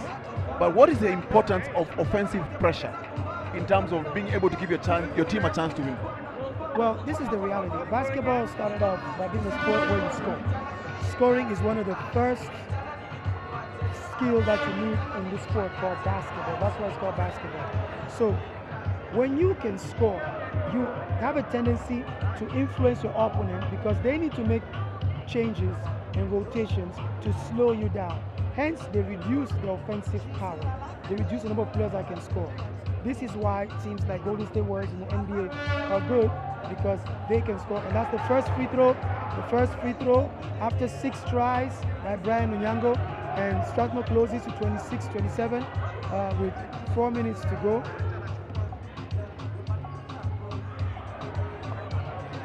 And as you said, I think Strathmore now are putting pressure. They're playing a 1-2 high, trying to press the ball and trap the guards of KPA. There, as we see in the hurried play, KPA miss a shot. And of course, Strathmore, who have got the best rebounders in the country, clean up the boards, and now on offense. Cliff Alela with the ball. There you go. You see Cliff Alela fighting in there. Good drive. Ball movement. You got to be patient because we have no 24 seconds, as you noted. So you don't need to take a hurried shot if you don't have the shot that you want to take. That's correct. That's correct. That goes a teardrop by Muraya. That's Muraya's biggest move. The floater. He just hits that over the big fella. 28-27. Strathmore regains the lead. So in essence, Abel, KPA have not scored in the third quarter. In how many minutes are played? About 7 or 8 minutes they have not scored a basket. While Strathmore have scored 5 points since the beginning of the third quarter. Finally, KPA drop a basket with Shivale driving the lane and banking the shot off the backboard. With 4 minutes to play, it is 29 to KPA and 28 to Strathmore Blades. 3 minutes 50 to go. This game is still leveled. No team has been able to separate itself from the other one. This game it might go to the wire, this game, as you can see the series. Because no team seems to be able to establish the game and take the edge. You can see Ouma has come back in, Joseph Ouma for KPA. He has been out for quite a while right now. Remember he and Nukal played for a long time in Uganda. They had a good stint in Uganda. So they have quite some chemistry between the two of them. Let's see if they can bring that chemistry here to KPA as they're playing right now. That's a very interesting point, Abel, you make. In the last, let's say, 7 to 8 years, we have witnessed an avalanche of basketball players coming from Kenya, going to Uganda, playing for universities or clubs there. What is it that is attracting Kenyan players, some of the best Kenyan players, some of them in the national team, almost 5 or 6 players in the national team, to leave a homeland and go and play in Uganda? But that's a good point that you put up there. The real thing is Ariel Okal unnecessary unsportsmanlike foul. This is very and this is very unhighly. Before I get back to your point, Okal has experience. He plays in the United Arab Emirates. He played in Uganda. Why would he get frustrated and throw an elbow that the whole gym can literally see at the free throw line on Cliff Alela. Maybe this brings us to that point we talked about. Cliff Alela being hard-nosed can really provoke a player, and maybe he managed to get him out of his shell. That's correct. What do you think about that? I think one of the biggest problems, and I've watched Kenyan basketball for a very long time, KPA always has that tendency to lose their heads and trying to play very physical or dirty, throwing elbows or tripping people, or playing in a manner that is not standard. So that is not surprising for me, Abel, because that is something I've actually come to expect from KPA players. Yeah, well, unfortunately, Okal is one of the most important players. He shouldn't do that. That's his third foul, I believe. Back to your question about why there's an exodus of the players all the time is, one, there are more resources in the Ugandan Basketball League in terms of remuneration of players. Almost every team pays players something. Even as little as $250 a month, it's still more than nothing that we don't play in Kenya. To the height, it's fun. It's fun to play in Uganda, in Rwanda. As you can see, Mike McCarty is now playing in Rwanda for Patriots. And Mike McCarty plays the big man for the Kenyan team. And there goes Frank with his fourth foul. The rebounding woes. We talked about it. Brian Onyango. That kid is impossible on the offensive board. And he alone has managed to foul out most of the big men for KPA. And KPA resorts now to Frank Wanjala. Now, Moses Wanjala is a very, very, very interesting player. He's a diminutive big man, but his biggest strength has always been his ability to play tough. He's hard-nosed. He's hard-nosed, he's witty. What do you think about him? I think the schooling he got at Jomo Kenyatta Sports Ground, where there was no blood, no foul, prepared him for that kind of mentality. If you see most Kisumu players, they don't really care about physicality. They play physical themselves, because from their background, you could not play a game and call a foul. There was no foul game, as a matter of fact. So most players are physical. They will be in your face. They'll bump you. They'll have their hands out. Small things that make you get out of your comfort zone if you're not used to being playing physically. Of course, Strathmore plays quite physically, so the strategy may not necessarily work, because Strathmore also have got the kind of same mentality, because their coach is the kind of player who's a gritty, grinding kind of coach. Yes, indeed. The Strathmore boys are not afraid. That's a good offensive rebound by Leting. Strathmore boys are hustlers. As you can see, Cliff Alela. The coach seems to have listened to us and has kept Cliff in the game longer in this second half. And you can see now Strathmore ties the game 30 apiece with 2:48 to go. Joseph Ngodo, is he going to make that three? No three. No shot is falling in for now. Both teams not quite able to make those jump shots. It is extremely low scoring. That's a good pass by Joseph Auma to Evans Leting. Uses experience and muscles in to give KPA a 32-30 advantage right now. So now this game is going to be very interesting, because KPA big men have foul trouble. So what would you do now if you were Strathmore? Just exactly that. Moriah on the drive. There's no shot blocker in the paint, because all the taller post players have been pulled down. Moses Wanjala is not really a shot blocker, neither is Dan Ogiambo. So right now Strathmore should just take the ball to the basket at all times, and they'll be able to ride on that advantage. And I think that's what now the strategy for Strathmore now should have the ball in Moriah's hand, because he's in back by Shivale, who's a very poor defensive player. He should break him down all the time and get the ball to the rim, either to score the layup himself or to drop the ball to somebody else to score. That's a very good fight by Peter Shilton. Shilton understood and saw that this was a 2-on-1 situation. By trying to play the ball and to foul him, you stop the fast break. And this is a side ball most likely, so there is no real advantage. Your team can settle back on defense and you can play. And now, because of the good activity by Cliff Alela, Coach Tony Otieno has the advantage. He can sit out Brian to give him a breather and put back Fidel in, keeping one of his key post players in at all times, because the substitute, Alela Cliff, has been able to bring that energy and experience that we expected him to bring out there and keep the boys in the game. That's correct. That's the same kind of mentality that we expect from the senior players in KPA, like Victor Odendo, and Okal, Ariel Okal, and the captain, ageless captain who has been there for 12, 15 years. There's a kind of poise and calmness he needs to bring to their team, and motivation to ensure that the team can be able to play at the highest level. And there goes Tobias to experience steal. Oh, he kicks the ball out. Favorite jump shot. Good jump shot by Evans Leting. That is his bread and butter. He has perfected the art of that mid-range jump shot. We can see Leting is wheeling his team back in the game by himself. If you've noticed this, Bosido. He has played all by himself now. He scored, I think, the last 6 points for his team. think the substitution to bring in Raymond Kimani at this juncture of the game when the game is tight and he has not played with the team for a very long time, do you think it's a good strategy? No, I don't think Tony Ocheng should have done that. He should have stuck to Mogox and Murai, but I think Mogox injury. But I can see him sitting on the bench, which means he should be fine to play. He should have left on the court, and there goes a big steal by Moses Wanjara, and he scores the layup. So yes, indeed, he has come with that energy, and KPA regains the lead, 38-32. At this point, Moses has brought that little energy that we were expecting him to bring in to this game. But yeah, coming back to your point, the mistake is a point guard, because Raymond has given 2 straight turnovers that have led to direct baskets, and that's the 3rd turnover that he was about to give up, which will lead to direct points by KPA. So the coach should watch out, and as if he listened to us, and Murai is back on the floor, and he has put Raymond out. And this has nothing to do with Raymond's skill, but it's the time of the game and how much time he has spent on the court so far. And I think that tandem of Tobias Odumbe and Moses Wanjara has brought in quite some punch in the KPA side, because all the steals have been either from Odumbe or from Tobias Odumbe or from Moses Wanjara to go for the easy layups they've gone for and take a lead of 6 points in 28 seconds to go. Yes, indeed. Those two experienced guys are hustlers. They're grinders. Don't put their head out there. Don't stick their nose out there to play. So if you give out those careless, lazy passes, that's all that's going to happen. Is going to be a turnover. So if you look at the lineup now for KPA, he has put all experience. He's put Tobias Odumbe, he's put Samuel Ochola, he's put Moses Wanjala, he has Joseph Ouma and Dan Odiambo. These are all hard-working players, except for Joseph Ouma, who's mainly offensive.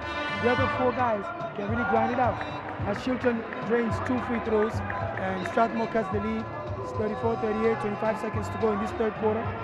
Ouma with the ball, trying to control. KPA should aspire in having the last possession of this offense. What is the head? Ochola with a quick shot. That wasn't really necessary. Strathmore's opportunity to close the quarter with the basket.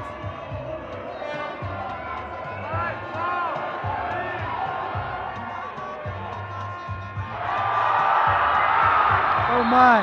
Khalifa Lela almost puts that back in on that long prayer by Murai. He managed to get the weak side rebound.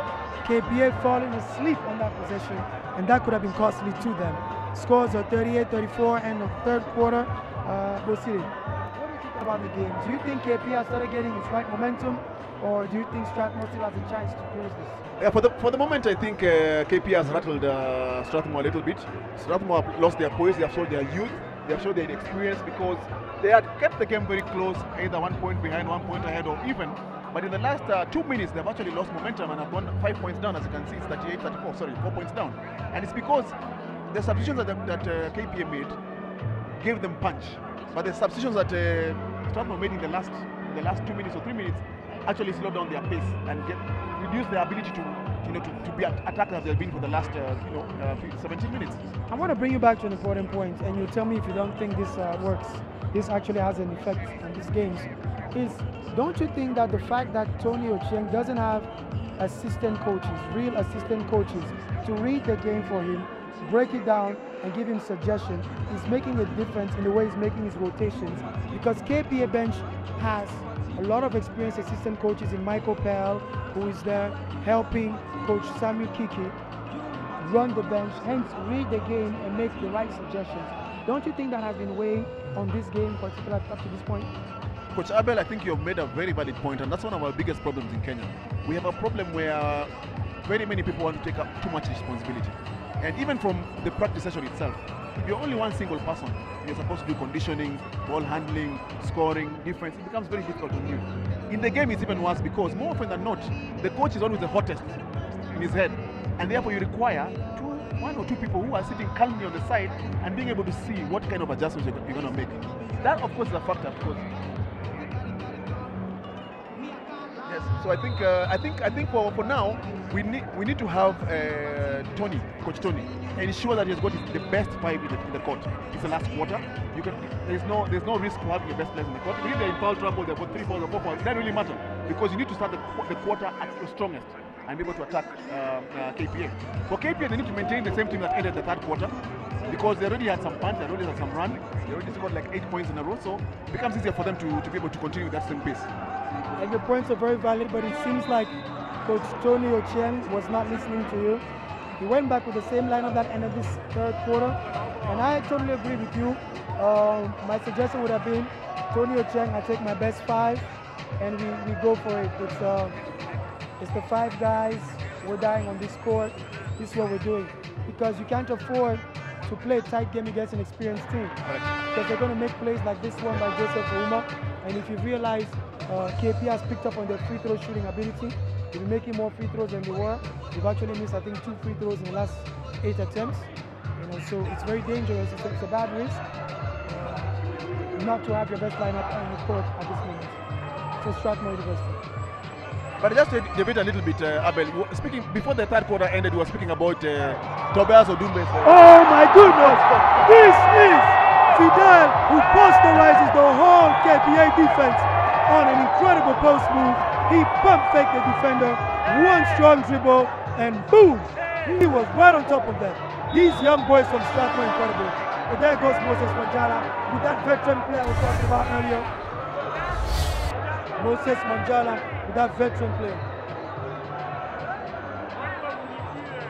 He went in there and he got that ball for them.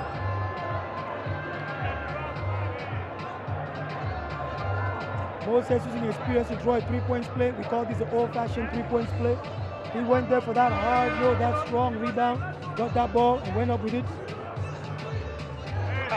Cliff Alela, another mistake there by Cliff. Foul by George Okoth. But this turnover is on Cliff. Scores of 41-36, 9:16 to go. Strathmore are losing their composure. That is 3 fouls back-to-back on KPA players in almost 1.5 possessions.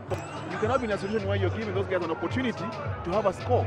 An easy score means in the next 2 fouls they'll be in foul trouble, and therefore it means KPA for every foul will have to go on the line and score the free throw. Ouma with a fancy play and turns it over. George with the ball.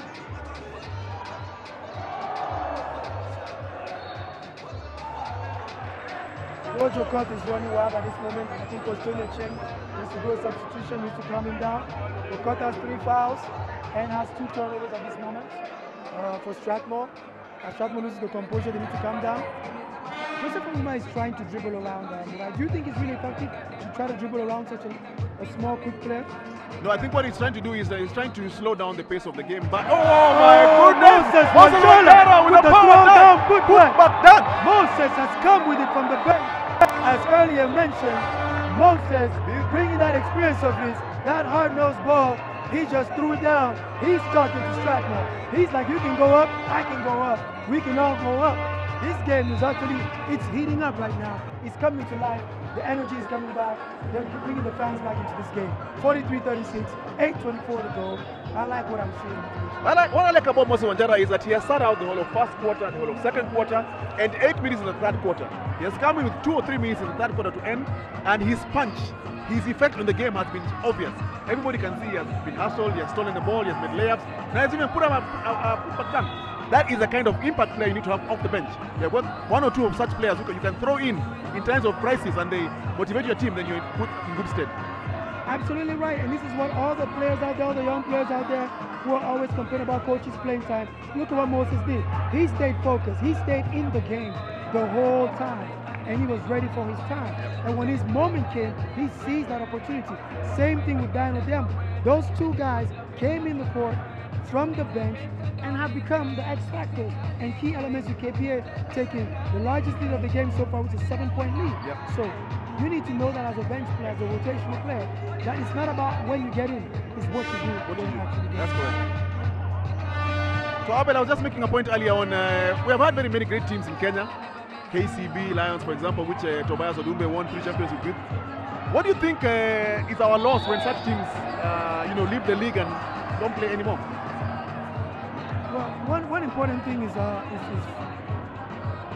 crowd, excitement. That's what sponsors look for. And with time, our players seem to be less motivated in most of the other teams that were not sponsored. Hence the turnout was low because the fans weren't getting what they needed. So that was one important thing that happened.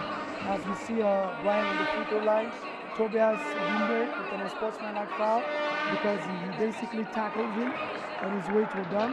Brian scored that first free throw, so it's going to be free throws in the possession. So the sponsors lead because of one, that.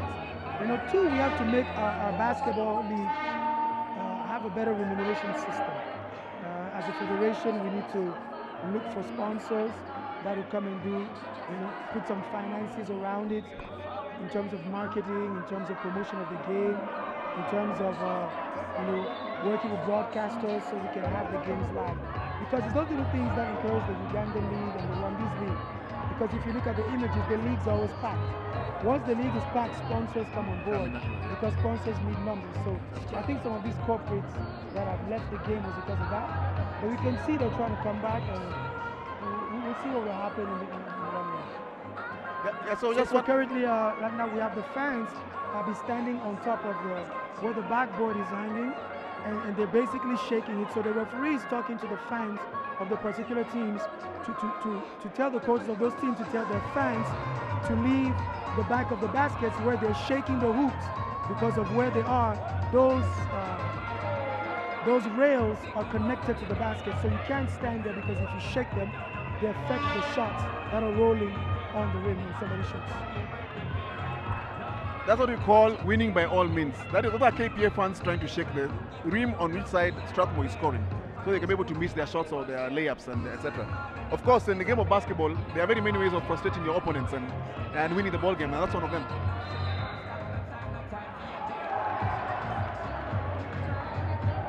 Foul. Moses Wanjala needs to calm down. He's been a key factor on offense as much as he came in for defense. He picks up another foul, away from the ball foul on Fidel. It's not really necessary. KPA is in foul trouble already. This is not a necessary foul by Moses Wanjala.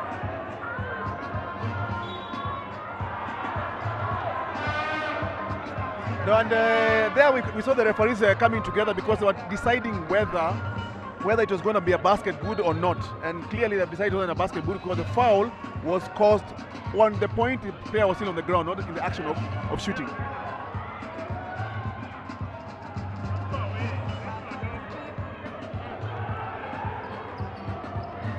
(43-37) as the ball comes flying to us. 43-37. KPA still up in this fourth quarter, 7:28 to go. Joseph Auma with his special teardrop, that is his move, his trademark move, but he misses it unfortunately. Do you think Coach Kiki should maintain this lineup, or he should go back to some of his other players like Victor Dendo that we haven't seen in a while? Or do you think he should still ride on with this lineup and hope that they can maintain the rhythm of this game? I think what he needs to do is at some point Victor Dendo has to come in. There's still 7 minutes to go. So I think Brian Onyango with 3 straight rebounds and finally gets fouled. I think at this point they need to be very careful because if this kid keeps rebounding this much, it might cause a problem for them in the long run. Yeah, sorry, like I was saying before, there's still enough time for Victor Dendo to come back in and influence the game, and even the likes of Victor Bosire, who I don't think is in the court, because as the game goes down, you don't have to have a player like Shiva who's going to be able to play defense down the stretch. You have to have a defensive point guard who is also a threat offensively. So there's still enough time for both Victors who are on the bench to come back to the game and influence how the game ends up ultimately.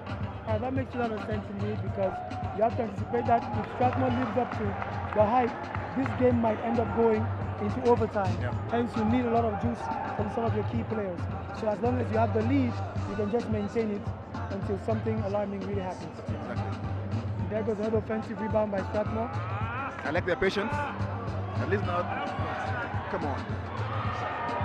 The slippery state of this court has really caused a lot of possessions today. As you can see, Joseph Auma sliding on the floor. Tobias has to be careful with that. That was a reach right there.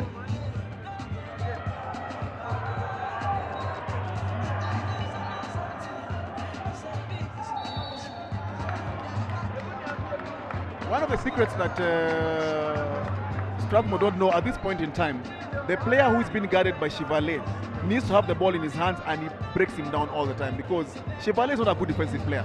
And if they don't substitute Chevalier very soon, he's going to be a very big burden to their defense because it will allow Strathmore's guards to be able to penetrate and score easy baskets or drop the ball. The coach just heard your prayers and has made the subs you talked about. So Victor Bosire is back in, Victor Dendo and Evans Letting. For Tobias Odumbe, Joseph Ouma and Samuel Uchola. So he's going back with that strong lineup of Blades that was good on defense. Bosire to control the pace, hoping to close the game with 6:37 to go. Scores 43-38 at this moment, 43-39. So he's hoping on closing the game. Yeah, we see Strathmore also scoring a free throw finally. Like you said, it's a free throw. It means you're by yourself. There's no defensive pressure on you. But I think that also puts a lot of pressure on you if you're alone and everybody's watching you and they are looking and wondering, will this guy be able to score that basket? As Victor Bosire comes off a pick at the top of the key and he hits a jump shot from the top of the key, that is one of his strengths, being able to use the screen accordingly. If the guy had rolled, he'd have gone for a pick and roll. But in this case, the defensive big man did not roll or block him out, so he took a jump shot off the free throw line. Is that something you see normally in Kenya basketball?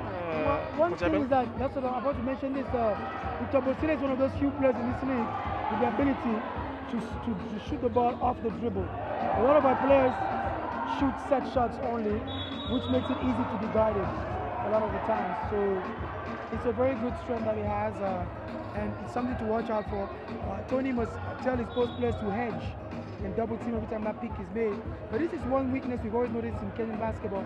We don't play good pick and roll defense. Yeah, that's correct. We see Sami Moriah with the turnover. He's a small guard penetrating the paint. What business do you have to throw the ball at the feet of the big man? I think he believed the big man was his size also. He was throwing the ball to himself. So Moriah on defense, once again, they're going to pick and roll, yes. The same pick and roll. And just go under, that's very good. Which was good. You see the weak side defense is present for them. Once more. For them. Strathmore trying to run the floor. The hustle play by KPA. At this point in time, I'm a bit concerned about the officiating. There's been some very suspicious calls, especially in the fourth quarter, you know. When one team is trying to get a run, there's always a stop in one way or the other because of a call that is contentious. And, you know, that's one of my biggest problems, Abel. There are so many calls which are 50-50, you know. It can go either way. So how does a referee decide which side it goes? One of the biggest and most important things that referees are taught is flow of the game. Yeah. We must make games with the intention of making the game look better, feel better for both teams and for the fans. This travel that was called was not warranted or necessary because it was a hustle play by both teams. This player rolled out and made a pass. He stopped the flow of the game. I think sometimes the referees locally try to get too involved in the basketball game and want to be seen, and they should just allow the game to flow. That's correct. You don't need to watch to do that as a referee. You need to just control the game. You need to just ensure that the teams are playing within fairness, and then the job is done. Offensive foul, with an illegal screen and roll by Mato. Offensive foul called by Juma Kent. The referee Juma Kent, he has made the last 4 calls of this game. That's what I'm concerned about, Abel, because you can't have only one official seeing everything that's happening on the floor. What are the other 2 officials doing? What is their job? So if one official calls 5-6 plays back to back, for me that's questionable. Very questionable, because there's another 2 officials on the court and there's a reason why there are 3. So if I had 2 whistles at the same time, then I can say maybe at least the other referee saw, the other official saw. And that I think for me is very. I saw today in the KBF Facebook page, somebody had posted that some referees are going to be arrested for accepting a token or I don't know, some kind of, you know, payment for their services. I don't know what services those are, but you know, some of these calls leave a lot to be desired. As you see the replay of Joseph Ouma trying to break Moriah on a one-on-one here, as KPA was trying to set their offense, which led to Tobias jump shot and a putback by Moses Wanjala. Back to your point, it is funny and controversial. those statements which are not really founded. Yeah. But it's because of the kind of calls our referees make that push a lot of people to tend to say that they actually paid by somebody to make those calls. Yet you'll actually realize that the calls came from themselves. Yeah. It's their own perception and vision. Yeah. But I think some of these bad calls come because the referee feels the need to always make the call. They don't realize that your two colleagues could have seen that this was within the spirit of the game. So let it play. And they go ahead and blow the whistle too fast. So I think the referees need to be appraised a bit more. We always need match commissaires, and there need to be repercussions for spoiling games. That's correct. That's correct. So, and I think one of the things that referees need to understand is that an arbitrator has to show a modicum of fairness in terms of whatever calls they make. Of course, they are human beings. They make errors, but you know.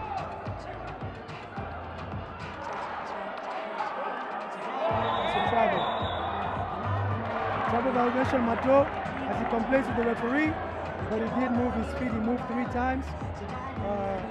Muraya missing the jump shot. Wild 3-point. We are not making jump shots. Are we going to make 1-3? I believe if Strathmore can make 1-3 points, they can get into this game. In fact, I'm a bit disappointed by Muraya because he's a spark. He's a, you know, in the last series when you're playing Ulinzi, were it not for his 3-point jump shots, then they would have beaten Ulinzi. But, you know, this game he has been very flat as a matter of fact. He had wide open jump shots and not there goes Fidel Okoth working hard in the paint. The young big fella shoots, takes his own rebound and muscles it in. 41-45, 4 minutes to go. KPA is still leading. And here comes Ariel Okal, who already has 3 fouls. Do you think he can come back and play at the same level? Do you think he's ready to play?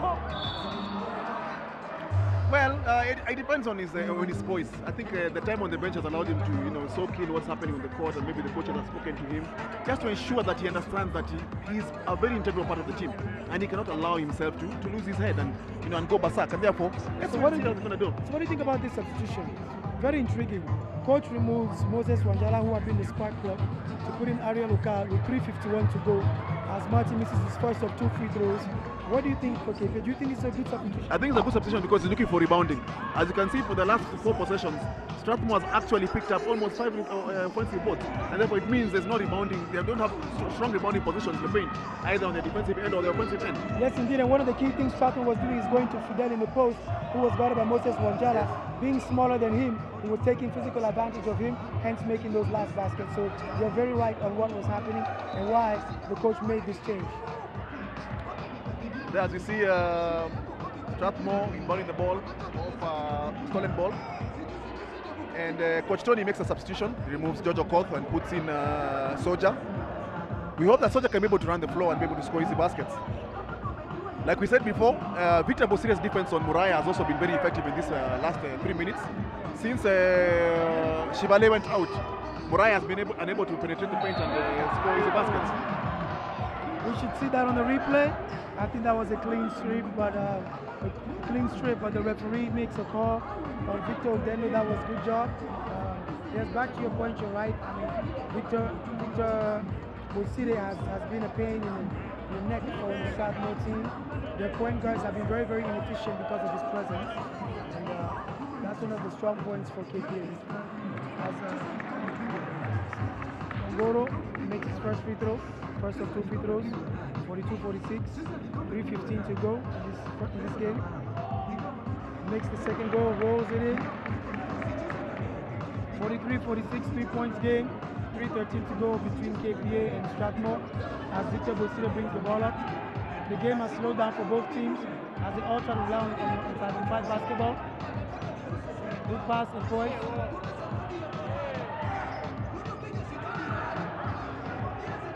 This ball. Gotta put pressure from over there. Open floor. Good job by Vance Latin. Good drive to the hoop. The Strathmore defense caught napping and just watching the play. But don't you think that was supposed to be a backcourt? What did I see? Who saved the ball on that last play? Soja saved the basketball and threw it to the opponent. And there goes Victor Bosire with that defense we talked about, causing a turnover from Muraya. Victor Bosire is a very interesting player because you know he's a two-way player. He can play both offense and defense very effectively. And that's something which I wonder. Is it that easy to be a two-way player? It's not easy, but it also depends on how you started learning the game. which philosophy your coaches had. You know, Martin Kitongo with a big basket there, that's experience altogether. 50-43. You know, the KPA Doctors, then allowing the lads, the Strathmore Blades to come back into the game. As Strathmore goes back inside to Fidel, and that turnaround jump shot, misses Onyango on the rebound, the battle on the rebound, the court again, puts the ball down, jump ball situation, KPA ball. Do you think the inexperience of Strathmore is starting to show? It is showing because, for example, like in that last play, Fidel got the offensive board. What reason does he have putting the ball down? All he needs to do is either use a jump shot, a jump hook, or keep the ball out for recirculation of the offense. Yes, indeed. And KPA has his veteran squad inside. The guys know what they're doing. They're just looking to grind the game out completely. Both teams are in team penalty, as you can see. They both have 5 fouls, so every foul is a shooting foul in case there's any foul. But also, as we must all know, in the fourth quarter of a basketball game and the last 2 minutes especially, referees don't make calls that easily. They allow players to make decisions on who's going to win this game, which is a good thing to have. So with 2 minutes to go and you're 7 points down, Coach Abel, what would you do? That was a good pass over there from Ouma through a cross-court pass inside the paint. Well, with 2 minutes to go, if I'm Strathmore University, we need to press. We need to put pressure on KPA. We need to go with the zone press because we need the ball fast enough. We do not have time to waste because KPA needs the 24 seconds. Right now, we only have about 5 to 6 possessions left if we run to 24 seconds.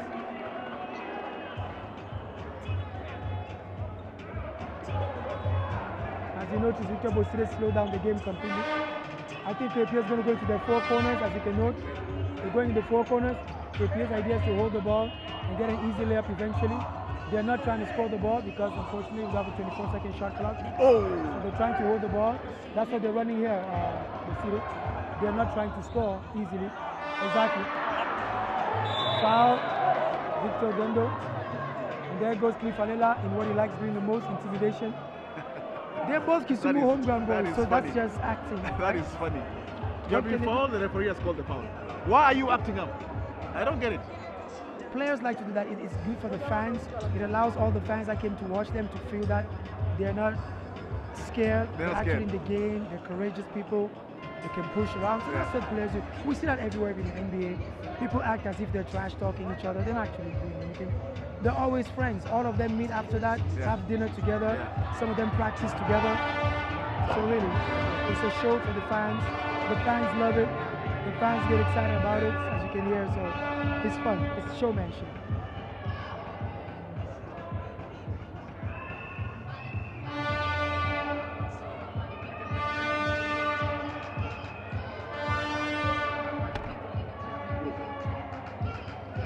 Cliff Alela makes 1 out of 2, 50-44, and Strathmore exactly did it. They're doing full court press on KPA because they understand KPA is going to try to keep the ball. Is KPA going to get this? There's a turnover. Oh. That was a basic mistake by Brian. The ball was lost for Victor. There was no Victor was going to save it. I mean, he was going to save it, he was going to save it directly into Brian's hand. But what Brian did, he went for the ball fast and tried to save it. And inexperience at his best, as Victor Bosire holds the ball.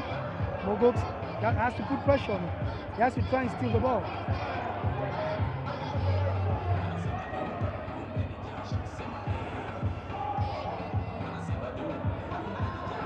But Bosire, what do you think about this? As a senior team, as a team that wants to play African championships, where we have 24 seconds, would you encourage your team to swing the ball with 2-3 minutes to go, just because you're trying to win a game? I think they're just taking advantage of the fact that there's no shot clock. So actually the problem is with the federation. Why don't we have a shot clock here to ensure that the team can be able to attend in 24 seconds? So it's a simple strategy, just like when you're coaching in high school and you're playing outdoor. Of course there'll be no shot clock. So you cannot make your team look for a basket which is not there. I agree with you, but my question to you remains. These two teams are going for zone 5. So it's okay if we play the whole series around 24. If you adapt your players to winning this way, they will struggle internationally. That's what I'm saying. I do agree on the federation, but I think for a team like KPA that has played so many of such tournaments, you should not resort to this. I can expect this from Tonio Cheng if he's leading, trying to win his first trophy, but KPA should trust its systems and its players such that if they're patient enough, they can score. I'm not talking about scoring after 4 seconds, but they need to try to attack and not just hold the ball at half court. I mean, to me, it beats the purpose. Plus, it's important to always increase the gap. Why would you hold the ball? Hold it so they come out. When they do, attack and score. Do you think that if an NBA game had no shot clock, they would not play 4 corners? If every game has no shot clock, my question remains the same. These teams are going to go and play against the shot clock. Question is, how do you get ready to play against the shot clock without using one? You cannot be prepared because your players don't get the cues. They don't get the habits of playing a tight game where they're forced to score and knowing who gets the ball. Because I'm speaking out of the experience that I was with KPA in Zone 5 when they played against City Oilers in the semi-finals. That was one of their undoing. They didn't know where to take the ball and the game was tight. KPA had a 3-point game and all of a sudden the post player took the 3 and the player said I wasn't the player to take the 3. Because we need to get the habit of grinding games out and working on those special situations as a team that ensures that no matter what the score is, we can get this type of basket at this specific time. That's just all I'm saying. I'm not asking them to score in 20 seconds, but they can score in 40 seconds. They shouldn't necessarily, they're literally standing at half court with the basketball. Okay, standing is not playing the game. Run your offense perpetually as a coach. Okay, run it perpetually and don't shoot. You see what happens? Because when you hold it and you turn it over, I can reduce the scores and 3 points play. Now the score has come back to 51-48 for Strathmore. And this is what I was talking about. You do not need to hold the ball forever as Team KPA. You need to try and score baskets at all times and increase the gap. Now there's a ball, we have a ball game. If Cliff Alela scores this, it comes to 2 points, 1 possession, we got a ball game. Panic is back. So it's a thing I think I've observed it for years. It's a problem. And there's no excuse for not having a 24 seconds. I've played outdoor basketball across this continent, Tanzania, Cameroon, where they were using all types of methods. As Alela reduces the score, 41, 49, 51, and that's a turnover by Evans Letting, who throws the ball across the court as Tony Cheng calls a timeout, and Strathmore has a chance, ladies and gentlemen, to at least tie this game or win this game. Do they need a timeout? They did not need a timeout because open court was working well for them, but he did call the timeout. Maybe he's going to drop something. I think for me, Strathmore has operated better in open floor than they have in close, slow down defense. KPA is the one that's discombobulated. They should just allow them to play with that rhythm because Strathmore is coming from up. When you're coming from down up, you don't need a timeout when you come close. They need a timeout to slow you down. So I think, and based on your question, they have called the timeout for KPA. What do you think? Well, yeah, I think that's a bad mistake by Coach Tony. His team was already in momentum. They already ran the floor. They caused a few turnovers. They scored four points in a row to bring it down to 1 point, 2-point game. Therefore, he actually gives them a chance to reorganize their defense and be able to come and also reorganize their offense. So I think that's a wrong timeout, as you said. And so, ladies and gentlemen, this is a very intense game now with 31 seconds to go? 31.2 seconds to go. 51-49 are the scores right now. Strathmore with the ball on offense. They have the possession with a chance to tie this game or take the lead depending on what Coach Tony has drawn. Let's see what offensive play they have drawn up and what defensive play KPA has drawn up. KPA is staying inside the paint. We can see Martin is not even moving. He's below the basket. Ball comes into Sami Mogoka. Mogoka is very experienced and he's really not afraid usually with the basketball. So he can hold the ball in front of Bosire. He has held the ball. Strong move, good pass. Oh my! That would have been incredible. That would have been incredible. Brian Onyango. He missed the throw down dunk. But he's going to the line for 2 free throws. This boy is incredible. But what a play. What a play from Mogoka. Sami Mogoka. What points by the little point guard. He took Bosire inside the paint, spun around himself, drew the last defensive player who was a big man, and dropped a superb pass into the hands of Brian. Brian had a chance. He should have scored that this year. He should have made that dunk. He should have made that dunk. He should have made that dunk. I don't think he went with it completely the way he was supposed Exactly. to. I think he was quite hesitant in the way he went for that dunk at this point. Let's see how it goes. I hope he's composed to score his 2 free throws, to put more pressure on KPA. But that was a big play. That was a big play.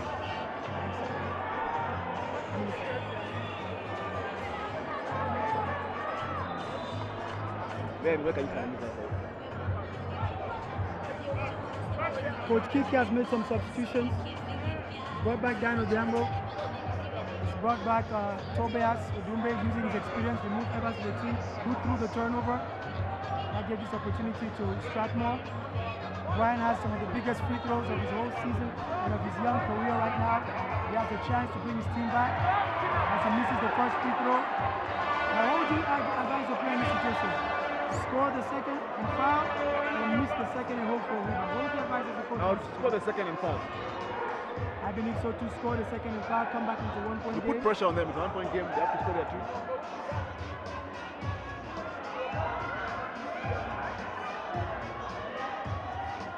He scores the second free throw, and KPA calls a timeout. 50-51 is the score. They need to foul on the inbound. 50-51. 8 seconds to go. 8 seconds to go. They need to foul on the inbound. Foul on the inbound. Immediately. Because as you can see, everybody is on the penalty.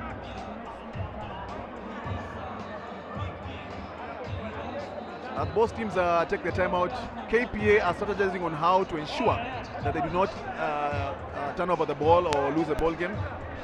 Defensively, Strathmore Blades needs to ensure that they can foul immediately on the inbound.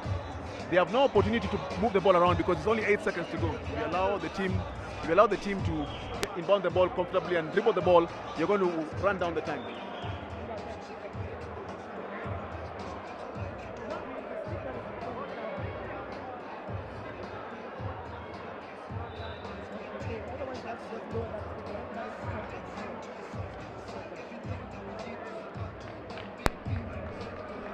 Right now, exactly as you were mentioning, Bosire, 18 seconds to go. Strathmore should try to foul immediately the ball comes inside. Don't even give a chance because you have all the chances in the world. You foul immediately and you dictate the terms of this game. Once you foul them, now you have the opportunity, in case they don't make those 2 free throws, to have the ball in your possession, hoping to make the second and miss the first. Okay? That's correct. That's correct. Let's see what they run on defense. Good defensive play. Good defensive play. 5 seconds count. Good play by Dan. He misses the chip. Strathmore the ball. Strathmore the ball. And it's a fast break. George O'Court fouled by Bosire. Foul. The sportsman foul by Bosire as George O'Court was going to the basket. And the KPA players want to argue over this call. But this is a clear-cut foul on the transition. That's good. And Strathmore has an opportunity to create the biggest upset in the longest time and the first upset in the 2018 KBF Finals. He gave us standard foul. He gave us standard foul. So 2 free throws only. Then let's see how it goes. He has to score at least 1 to push the game to an edge. That foul was called by Eric Omondi. Eric is an experienced international referee. He understands the tension at this moment. Victor Bosire was trying to play the ball. It's a normal common foul. He did not panic. He did not call an unsportsmanlike foul to give possession. He is allowing the game to take its course. George O'Court misses the first free throw. Free throws are coming to haunt again this game, and Strathmore needs 1 free throw to be able to get a chance. They have had more than one opportunity. Too many. They've missed too many. It will only be on themselves if they don't win this game. George O'Court with the second free throw.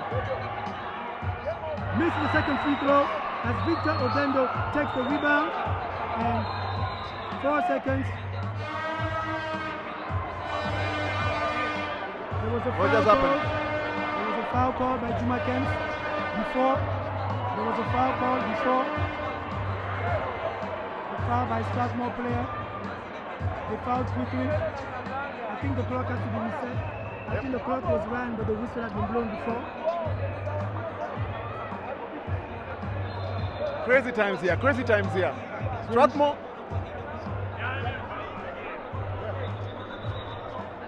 4 seconds. fourth quarter, 51-50.